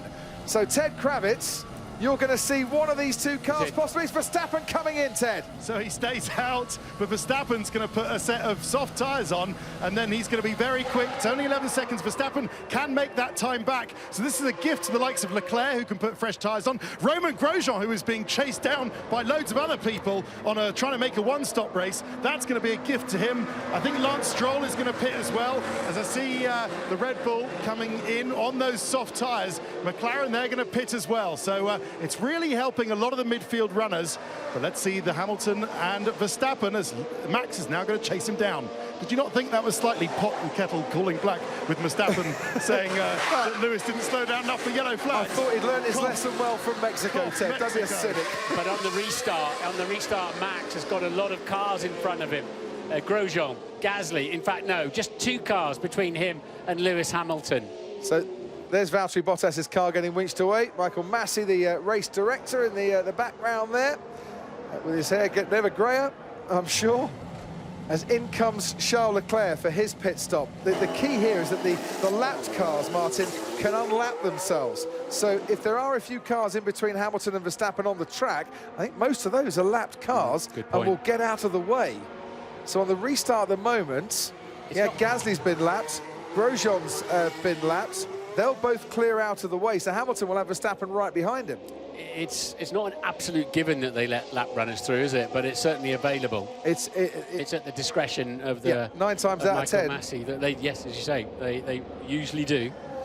So Leclerc has had his second pit stop of this race, and that will definitely help him. He's now on the soft tyres through to the end of this race, and just get the feeling this has worked out beautifully for Charles Leclerc in his scrap that will be coming up with Sebastian Vettel, assuming, of course, he gets past Alex Albon. It's quite a long way behind him at the moment, but he'll certainly have a much faster package in the Ferrari, as you say. Yeah. Well, he's a long way behind him at the moment, but this safety car period is going to go on for a while, I think, while it all sorts itself out.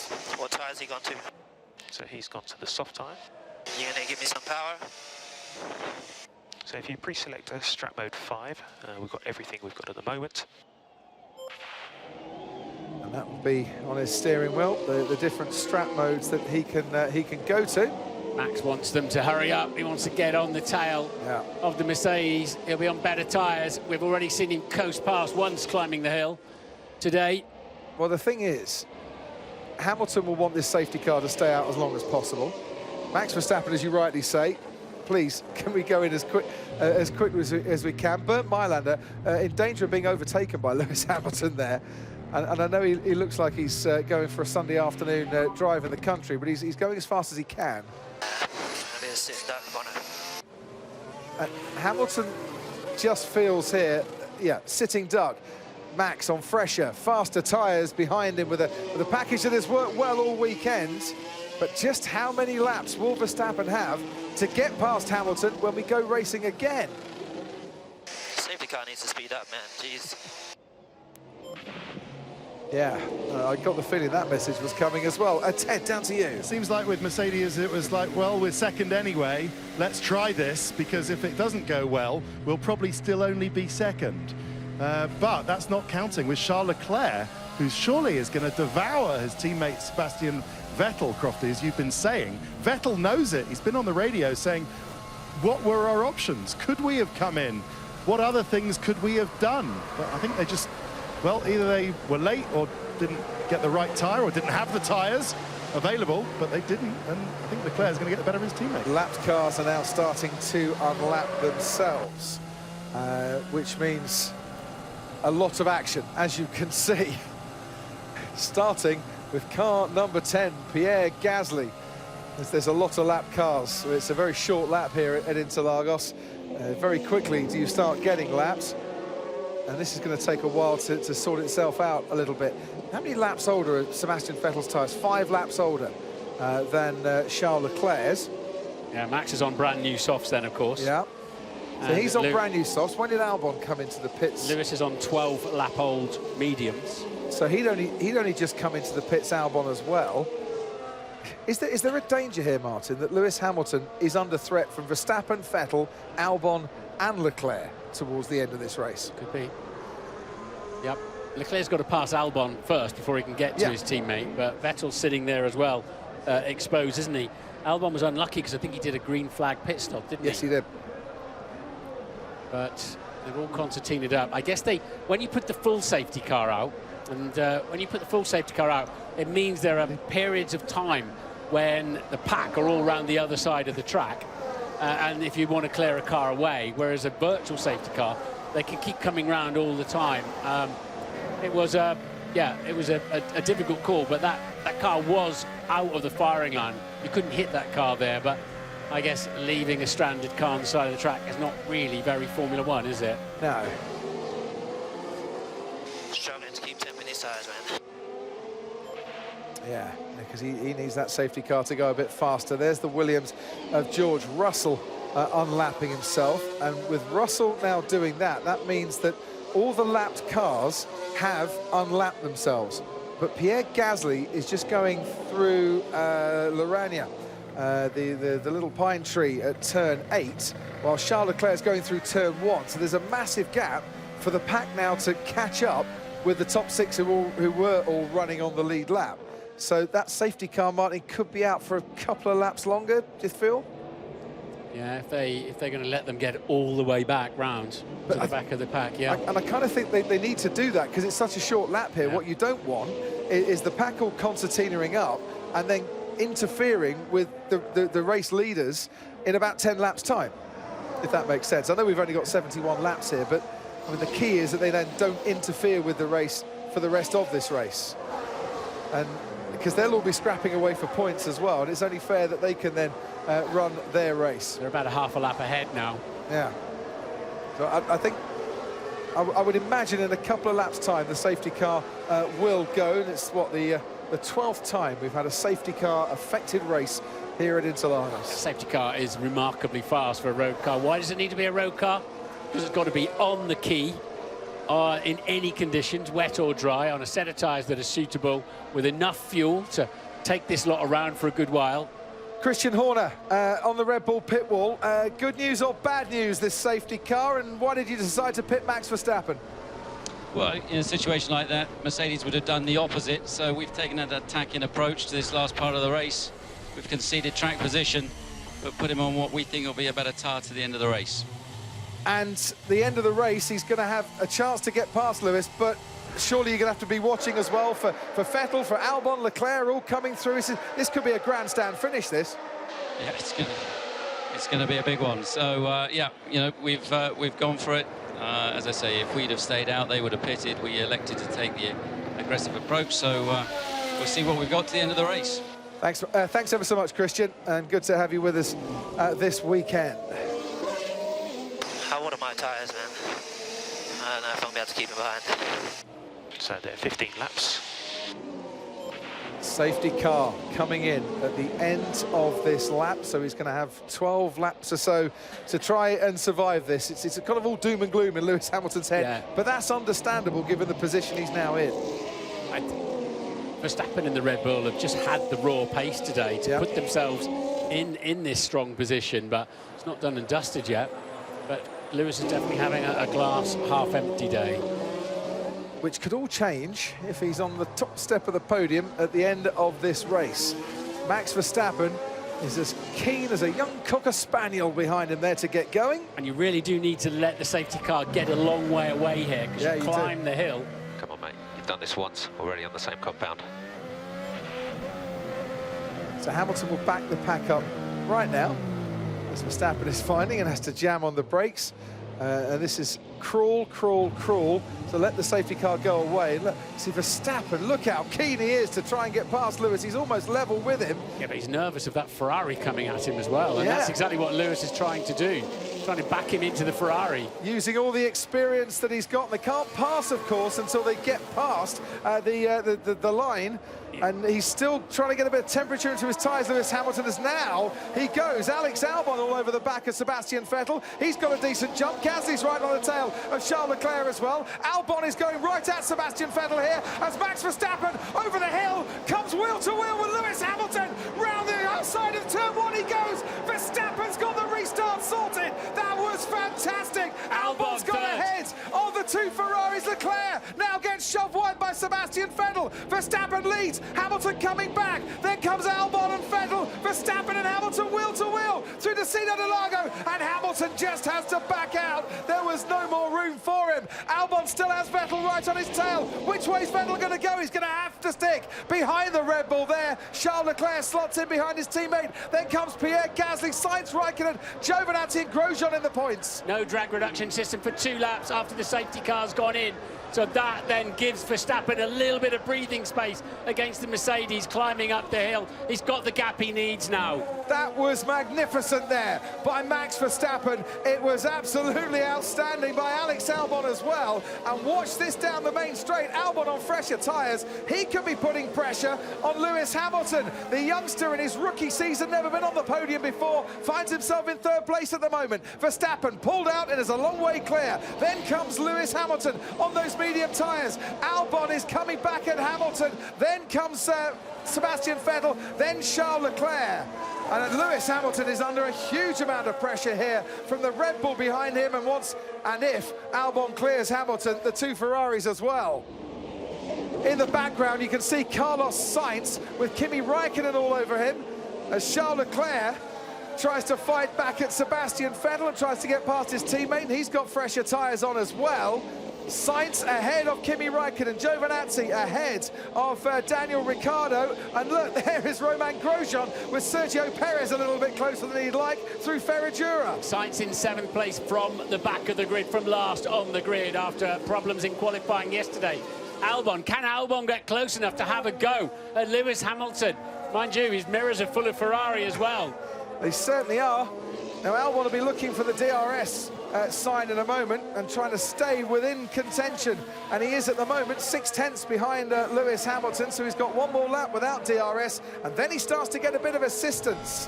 There's an incident between, now here comes DRS right now. The steward's looking at Grosjean and Sainz at the restart. I saw someone locking up their brakes way back in the distance. And it could have been that particular incident there. We're on board with Sebastian Vettel dropping down through the Center S and onto the Curva de Sol. DRS for Alex Albon. That'll get him closer to Lewis Hamilton. Hamilton hasn't got that to attack Verstappen. Verstappen's that way, long clear in front. You just can't get too much of Hamilton versus Verstappen, can you? But now it's sorted out. Verstappen's checked out up front. He's got so much more pace. You can see why Red Bull did what they did. Lewis Hamilton could have come in as well, but they thought track position at Mercedes was the way to go. Look at that. 4 cars, Martin, not separated by much, and 2 overtaking moves within the same corner. How about that for your buck in 2019? And Red Bull firing its tyres up nicely, giving both drivers the confidence to steam around the outside. And that's stunning. Lewis was getting very close because you're not allowed, well, we'll watch this for a little bit longer. This shows what Alex Albon is capable of. We don't often get the chance to see it. How close was that to disaster for him? I'm impressed. They got a lot of wheel spin through the exit. I'm impressed that he didn't bail out of that. Yeah, he certainly didn't. And he'll get his reward for it as well. There he goes, DRS on the back of Lewis now. He's given it absolutely everything. Thinks about diving down the inside, but Daniel Ricciardo dived down the inside on Kevin Magnussen earlier in this race and sent the Haas spinning away, but he's just a bit too far back to make the move. Romain Grosjean was running very comfortably in the top 10 on that restart. He's lost about 5 places now. Make that 6, because Sergio Perez has just got past him as well. Not the best restart for him. Perez now on the back of Lando Norris. Hulkenberg then looks like he's passed before the finish line. You're not allowed to pass the car in front until you cross the line, and it looks like Hulkenberg might be under He is under investigation from overtaking Magnussen at the control line on the restart. 3 seconds the gap and more between Verstappen and Hamilton. Alex Albon has just dropped back out of DRS range, it seems, and that means he's under pressure now from Sebastian Vettel, and Vettel's going to try and go around the outside into turn 1. Albon fights back, Vettel has to lock up, and that really was getting your elbows out there for the young 23-year-old Alex Albon.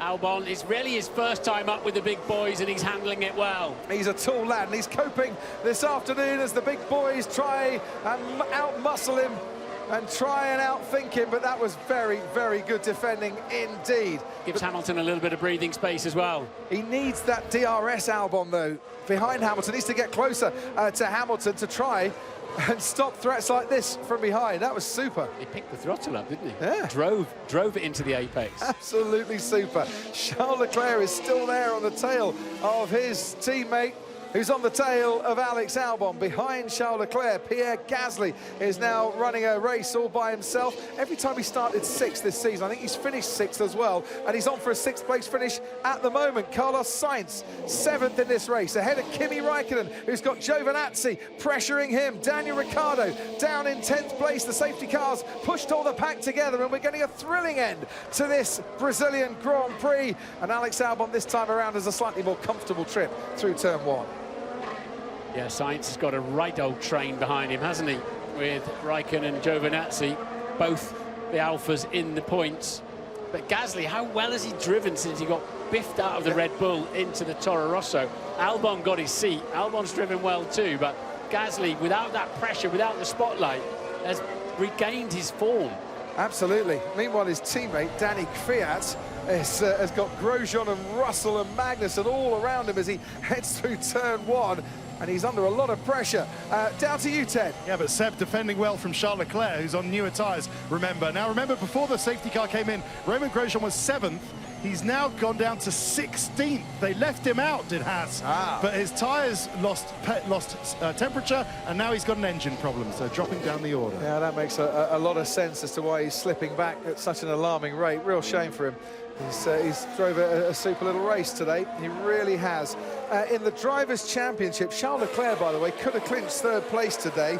Don't think that's going to happen. He needed to outscore Verstappen by 13 points and Vettel by 8 points. And at the moment, no, he just wants to get past his teammates, which he does. Charles Leclerc down the inside of Sebastian Vettel, and he moves himself up into 4th place. Vettel will get DRS down the Reta Aposta. Can he now fight back? Leclerc made it very tough earlier. No, he's got a puncture. They made contact, and Charles Leclerc's got a puncture caused by contact with his teammate Sebastian Vettel. It's actually a broken front suspension as well, steering arm or something. Yeah. And Vettel's got problems too. And that is a Ferrari collision and a double DNF for Ferrari that has been caused all of their own making. They were racing hard, they got too close, There's and they're both debris out. all over the track. A car in the firing line on the outside of turn 4, and this is totally self-inflicted here for Ferrari. Safety car's been deployed. We have another safety car in this race. That was that little touch there. And it's...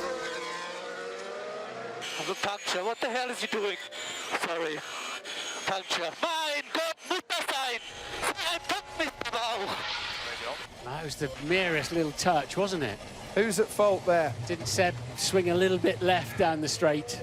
I have to say, that is racing and proper racing, and we want to see teammates go for it as well. And occasionally that happens. I don't think you can blame, on first look for me, Martin, you can't blame Hamilton's Charles pitted Leclerc. in this, obviously, with the safety car deployed. Hamilton pits. It's Red Bull 1 and 2 now. Well, Hamilton pits, they're obviously thinking we're going to get a couple more laps of racing in here, and that will help Lewis Hamilton, but where is he going to come back out into the field? Carlos Sainz is ahead fourth. of that big pack. Yeah, but he's going to be behind Gasly. He'll be behind Pierre Gasly. Gasly's on the podium, Honda 1-2-3 at the moment. They'd better hope at Mercedes we're going to get some racing here, Ted. Otherwise, they've just pitted their man off the podium. I had to wipe my eyes seeing Lewis Hamilton into the pits. With all that we've seen about how long it takes here in Brazil to get these safety cars done and dusted, They can't think we're going to get many more racing laps, surely. Well, we've only got 4 laps to go. What? Yeah. What have they done? This could well end under the safety car or just 1 lap at the end. Definitely. It was the merest little touch, wasn't it, between the Ferraris? It was. Well, look, let's have a go. Can't believe the amount of damage it did. Brilliant move from Leclerc down the inside. Sebastian Vettel now gets DRS through the next detection zone, so he's more than entitled to come back. Now, Leclerc, towards the middle of the track, he didn't move over at all there. He didn't move in on Sebastian Vettel. Vettel thought he was obviously clear of his teammates by the time he moved slightly to the left. What the hell? Seb went a little bit left, didn't he? Here we go. That's Seb's fault. And they were so unlucky to get that amount of damage to both cars with that contact. Was so unlucky. He could have surely kept the line, carried on a bit further, and would have been clear before he pulled in. That reminded me of Vettel and Webber in Turkey, where Seb blamed his teammate on that particular day as well, and I don't think it was Mark Webber's fault either. Well, that's the one thing that's definitely not going to do is improve relationships down at Ferrari. We've only got 1 race to go this season. These two might need a winter break away from each other just to calm it down a bit. So they're doing 1 minute 52s behind the safety car, under the safety car speed. And there's debris everywhere. Yeah, that's Lance Stroll who's picked up a bit of debris and has run over a little bit. And I wonder if that's given him a bit of a puncture as well. Whoa. His right front suspension's broken, his steering arm's broken. Yeah. And I wonder, do you think running over the debris that's caused that damage? Another car that's got to be cleared out of the way. It's absolutely, again, in the firing line out of turn 7. This is going to end very close to ending under the safety car, Crofty, isn't it? And I do think Mercedes have pitted Lewis Hamilton off the podium. Yet we celebrate the great Ayrton Senna this weekend, and 25 years since we lost him. By the way, the last Honda 1-2 was the day that Ayrton Senna clinched his 3rd world title in Japan in 1991. At the moment, it's a Honda-powered 1-2-3. Bit of symmetry, isn't there? There's only one car running that's been lapped. Carlos, keep letting us know about debris. Keep letting us know about debris. Yeah, debris are still there. No one has cleared them. So, for the moment, we cannot race. We're not racing. Dangerous. McLaren don't want the race to restart, of course. No, absolutely with Sainz not. in 5th. Debris sounds like some new French driver coming into Formula 1. Karun, to you. Yeah, it's funny, isn't it? Because Lewis wants to get going, and he's talking about, right, we don't need to get lap cars, let's get on with it. Max, obviously, on the radio, no, too much debris, we need to finish the next few laps like this. Do you know what? I wouldn't be at all unhappy, Martin, if it did finish like this, because Pierre Gasly has driven a faultless race today and is on for his first podium in Formula 1. In a season, I mean, it's his highest start, wasn't it, since he was demoted from Red Bull, in a season that has turned sour for him. You were saying, bounced back brilliantly and could find himself on the podium today alongside the man that replaced him at Red Bull, celebrating his first podium in Formula 1 alongside their teammate in the Red Bull stable, Max Verstappen. A lot of that debris is gone now between turns 5 and 6. They've cleared that away while the pack were otherwise engaged around the other side of the track. And it's such a slow pace, a 1:55 they're doing now. Such a slow pace. Mattia Binotto's got nothing to watch up on the pit wall anymore. No. Both his cars in the hedge. What do you say is Ferrari team principle? Given all the squabbles, the track battles, the suspicion that one guy's been given a better strategy than the other, everything that's happened this year, what on earth do you say to these two when they come back? If indeed they do come back to the garage. If I was Seb, I'd just go and find a bar somewhere in downtown Interlagos. That car is obviously well clear now. The debris, a lot of the debris is gone, and safety car is ending. We will get a restart. So Lewis is going to get his chance. Is in. Safety car is in. Right. So restart and a couple of laps, 3 laps here.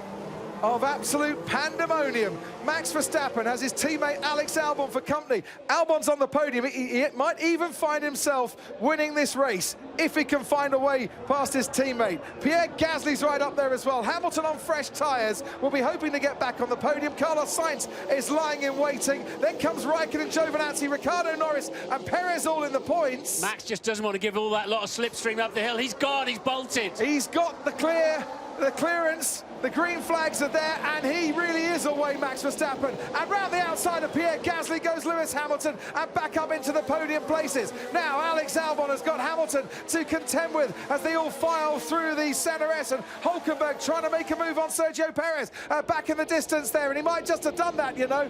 Ricciardo's certainly ahead of him. No, Hulkenberg is behind as Hamilton looks to challenge. Alex Albon can't quite get past him. All you have to do, you're not allowed, if you're leading the pack like that, you're not allowed to accelerate, then brake and accelerate and brake. So you're entitled to keep the pack slow until you get to the line. Carlos Sainz has Kimi Raikkonen for company there as Sainz tries to hold on to 5th place. Daniel Ricciardo round all over the rear of Antonio Giovinazzi, and Alex Albon has Hamilton troubles here as he turns in. Oh, and Lewis Hamilton makes contact with Alex Albon. His first podium in Formula One is sent spinning and drifting away in the infield at Interlagos. Oh, and you could see that coming as well. Hamilton may take a penalty for that, but Alex left the door wide open, and Lewis decided he was going to stick his nose in there. Max Verstappen starts the final lap of this Brazilian Grand Prix. Gasly is currently second. Lewis Hamilton runs third. Carlos Sainz fourth. The stewards are going to be looking at that incident. Alex Albon is down in 15th. That is proper heartache for that young lad who did not deserve that at all. The door was left open. Was Hamilton too clumsy? We'll talk about that in a moment. He's got damage to his front wing, Lewis Hamilton. He's looking for a way past into the Ciudad del Lago, but he can't find a way through. And amidst all the carnage behind, Max Verstappen is going to go and take this win, Martin, and no one will in any way query that. He deserves it this afternoon. Alex, he left the door too. He left the door wide open. It was such an invitation for Lewis Hamilton there.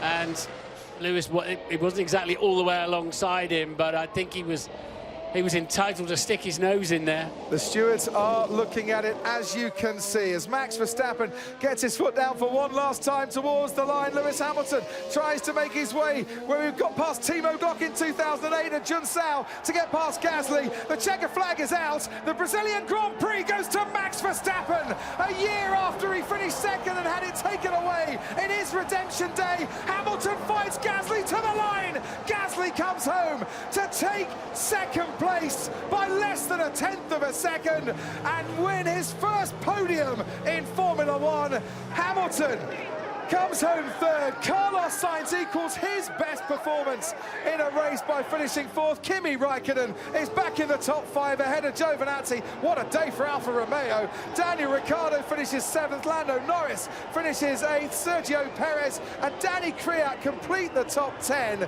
They are going potty at Toro Rosso, and they will be celebrating at Red Bull 2 for Max Verstappen. It is a Honda 1-2, but who thought it'd be a Red Bull and a Toro Rosso? That was the margin that settled second place in this race. It was a car's length. That Honda donkey's been great up the hill all day long, hasn't it, for Verstappen and for Gasly there. It's the best finish for Toro Rosso since Sebastian Vettel won in Italy in 2008. Sebastian Vettel nowhere to be seen in the pit lane or the paddock. He is stranded somewhere around this Interlagos track as Verstappen celebrates. That's the race win. That is the race win. You absolutely bossed it. Magic today. Absolutely bossed it. Fantastic. We did it as a team, guys. Unbelievable. What a race. Oh, I loved it. Redemption, Max. Absolute redemption from last year. Brilliant race. Brilliant race. Totally. Exactly, and I think the way we fought through it made it even better. Thank you, guys. Great day. He was the man, wasn't he? Yeah. On pole. Beautiful racecraft. Had the pace. Totally deserves that race victory. The history books, Martin, will tell you it's another victory from pole at Interlagos. That doesn't even begin to tell the story of this Brazilian Grand Prix. This track always generates surprises, doesn't it? You think that the history, the craziness we've had at this track over the decades. It is an honour and a privilege to come and watch racing here. two.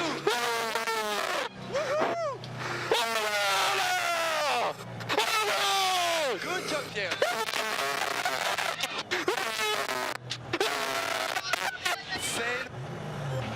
Sacre bleu, c'est magnifique.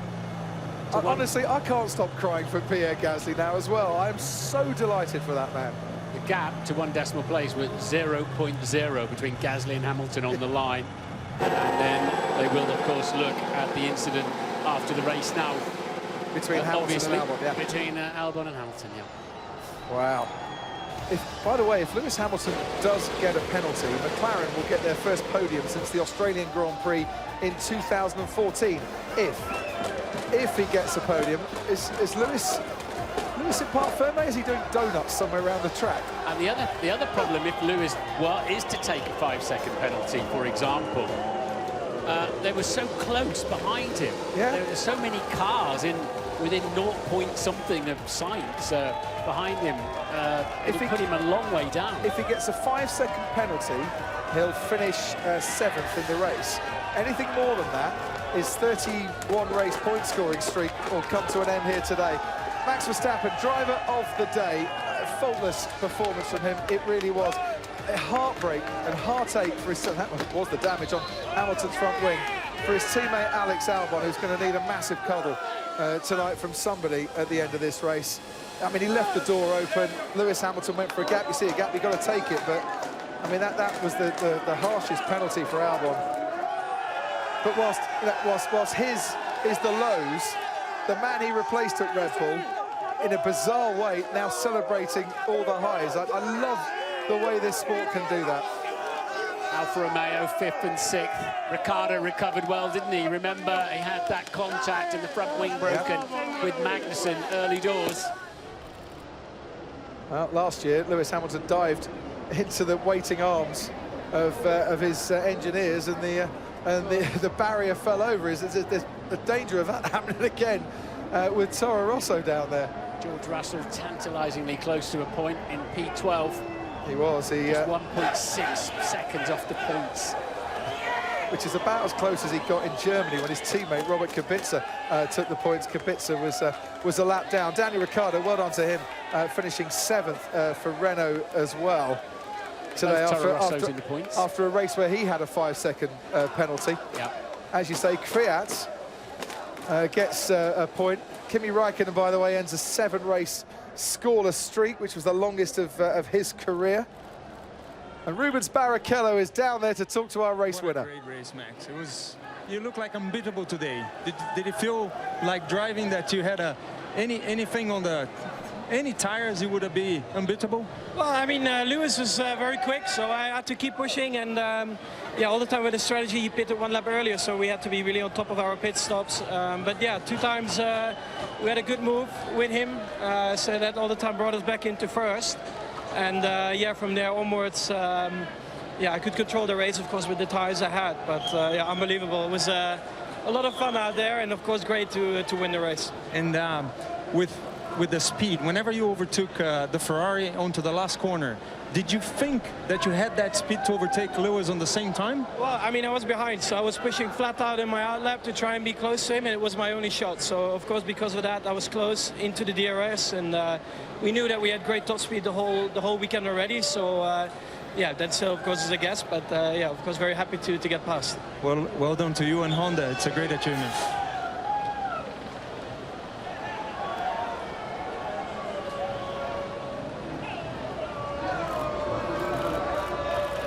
Rubens Barrichello waiting to talk to Pierre Gasly. Gasly still celebrating with his teammates, which you can understand. Someone needs to tell him that there's a very famous Brazilian driver waiting to talk to him there. Here he comes. Hey, how was the you too how was this final move? I mean, when you went to the inside, did you think that you had the gap to go? Did you think that you had the speed to go on the straight, that to pass him on the straight? Honestly, I didn't, but he did a great job. He was very fair with where he positioned the car. I massively apologize to Albon. I went for a move that the gap was kind of there, but obviously it closed right at the end, and completely my fault. But still, a great race. Max did a fantastic job today. they just outclassed us in terms of overall performance, and we couldn't keep up with them on the straights. But honestly, I raced my heart out. I gave it everything. I left nothing on the table, and I took a lot of risks today, as you saw. So, as you always do, the Brazilians love you. When you're here, it's always pure racing. So we saw pure racing today. It was hard to beat Max. Do you think any strategy would have done the case with him today? He looked like unbeatable today. Not anything. There's nothing. We threw everything in the sink at it, and honestly, it was just we could keep up with them through the corners, but they were just outshining us on the straights, and therefore there was I don't think there was anything we could do. Well done. Hey Pierre, what after a tough season, is it good to be back on that podium, the podium that you deserve since a long time ago?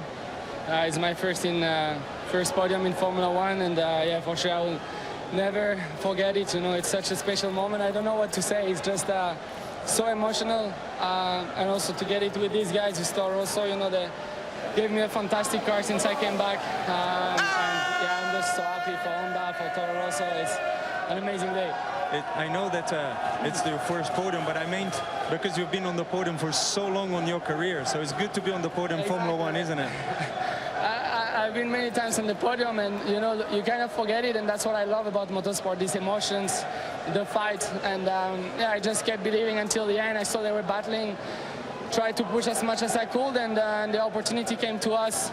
Great finish with Lewis as well. I was like trying to get low in the car, try to get each kph I could, but no, just to these guys, just big congrats and big thanks. Well done to you, to Honda, and to hold on to the last straight. That corner alongside Lewis must be. I was praying for that Honda engine to give me everything it had, and you know, I think without the progress Honda would have never been possible. So I'm just so happy. I don't know what to say. Well done, well done. Thank you.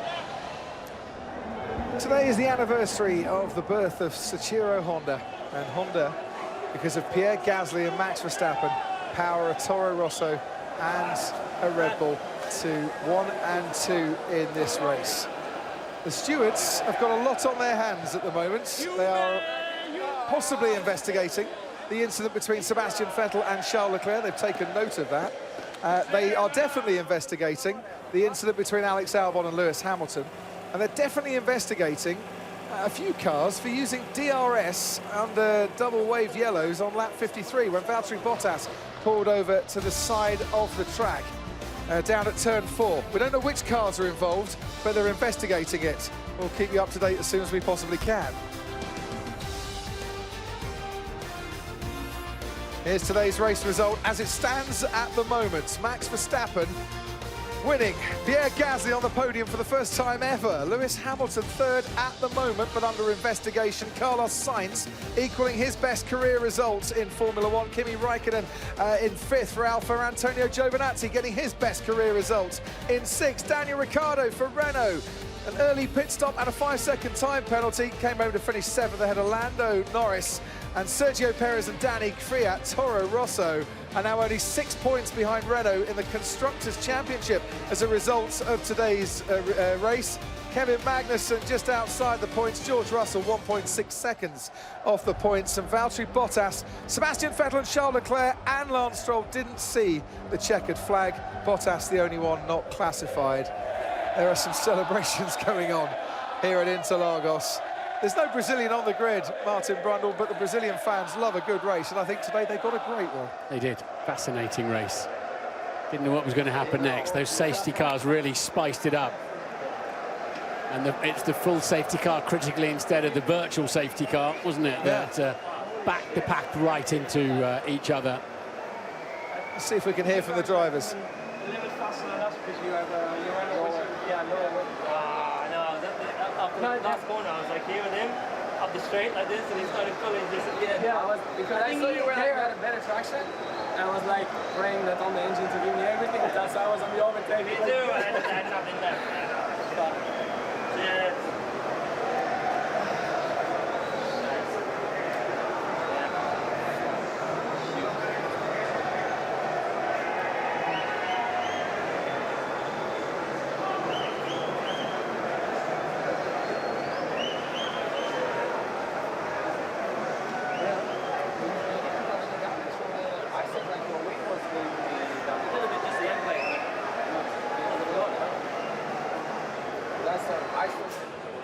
News from Mercedes, high oil consumption for Valtteri Bottas. That caused the engine to shut off as it worsened dramatically.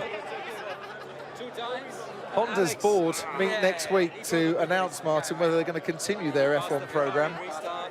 I would imagine they'll still be smiling, and hopefully when they say yes, make that decision. I think what Christian was saying is there, we could have had three Honda-powered cars on the podium. Alex Albon will be crestfallen, won't he? It was within touching distance, a great result. But this couldn't have come at a better time for Honda to help make their decision. You know, they've spent a lot of money and suffered a lot of pain and heartache trying to get to this stage, and here they are with a 1-2 on the podium. Lewis Hamilton will go up onto the podium. What's your feeling? A racing incident on this one? I mean, he said, you know, totally my fault when he was talking down there to Rubens. The door was open. The door was very widely open. He was quite a long way on the inside. Had he earned the right to some space? That's the decision the stewards will have to make. And looking at all the camera angles, looking at the data, that's really a close one to call.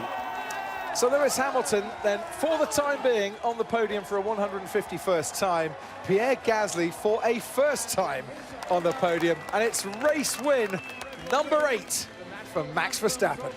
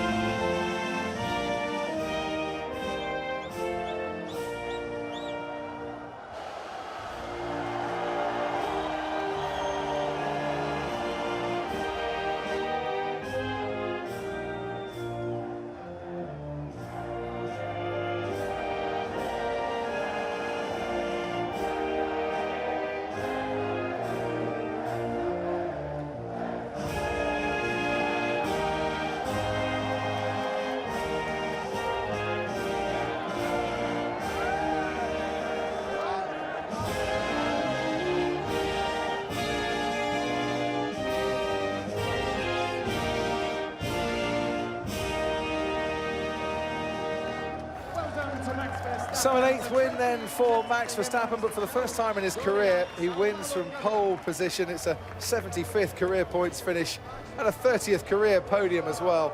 And what a glorious trophy it is as well. Obrigado, Senna, Ayrton Senna inspired trophy as well that he holds aloft to those gathered under the podium. Lewis Hamilton shaking hands as well on the podium for a 151st time for the time being, as the Constructors' Trophy is presented there to Red Bull's chief strategist, who, well, didn't put a foot wrong, as Max Verstappen didn't either in any of the calls they're making. This is a glorious moment for Pierre Gasly. Well done. Drove beautifully, didn't he? And got himself there. Bit of an irony that Seb Vettel scored that victory for Toro Rosso and actually helped today's podium out quite nicely as well, didn't he, for Toro Rosso? Very good points. Celebrations at Toro Rosso, recriminations maybe at Ferrari. And Hamilton under investigation for the incident with Alex Albon. could have been a different story for him as well in this race. And they are looking at a number of cars, but we don't know which ones yet. For using DRS in a yellow sector, the stewards hard at work as the drivers get ready to celebrate. It's a samba celebration here in Brazil. The championship decided, and we thought we might have a bit of fun, but boy were we treated to a magnificent Brazilian Grand Prix. Obrigado Interlagos. Max Verstappen wins. Well, what a season this has been. We've seen some unbelievable races. Think back to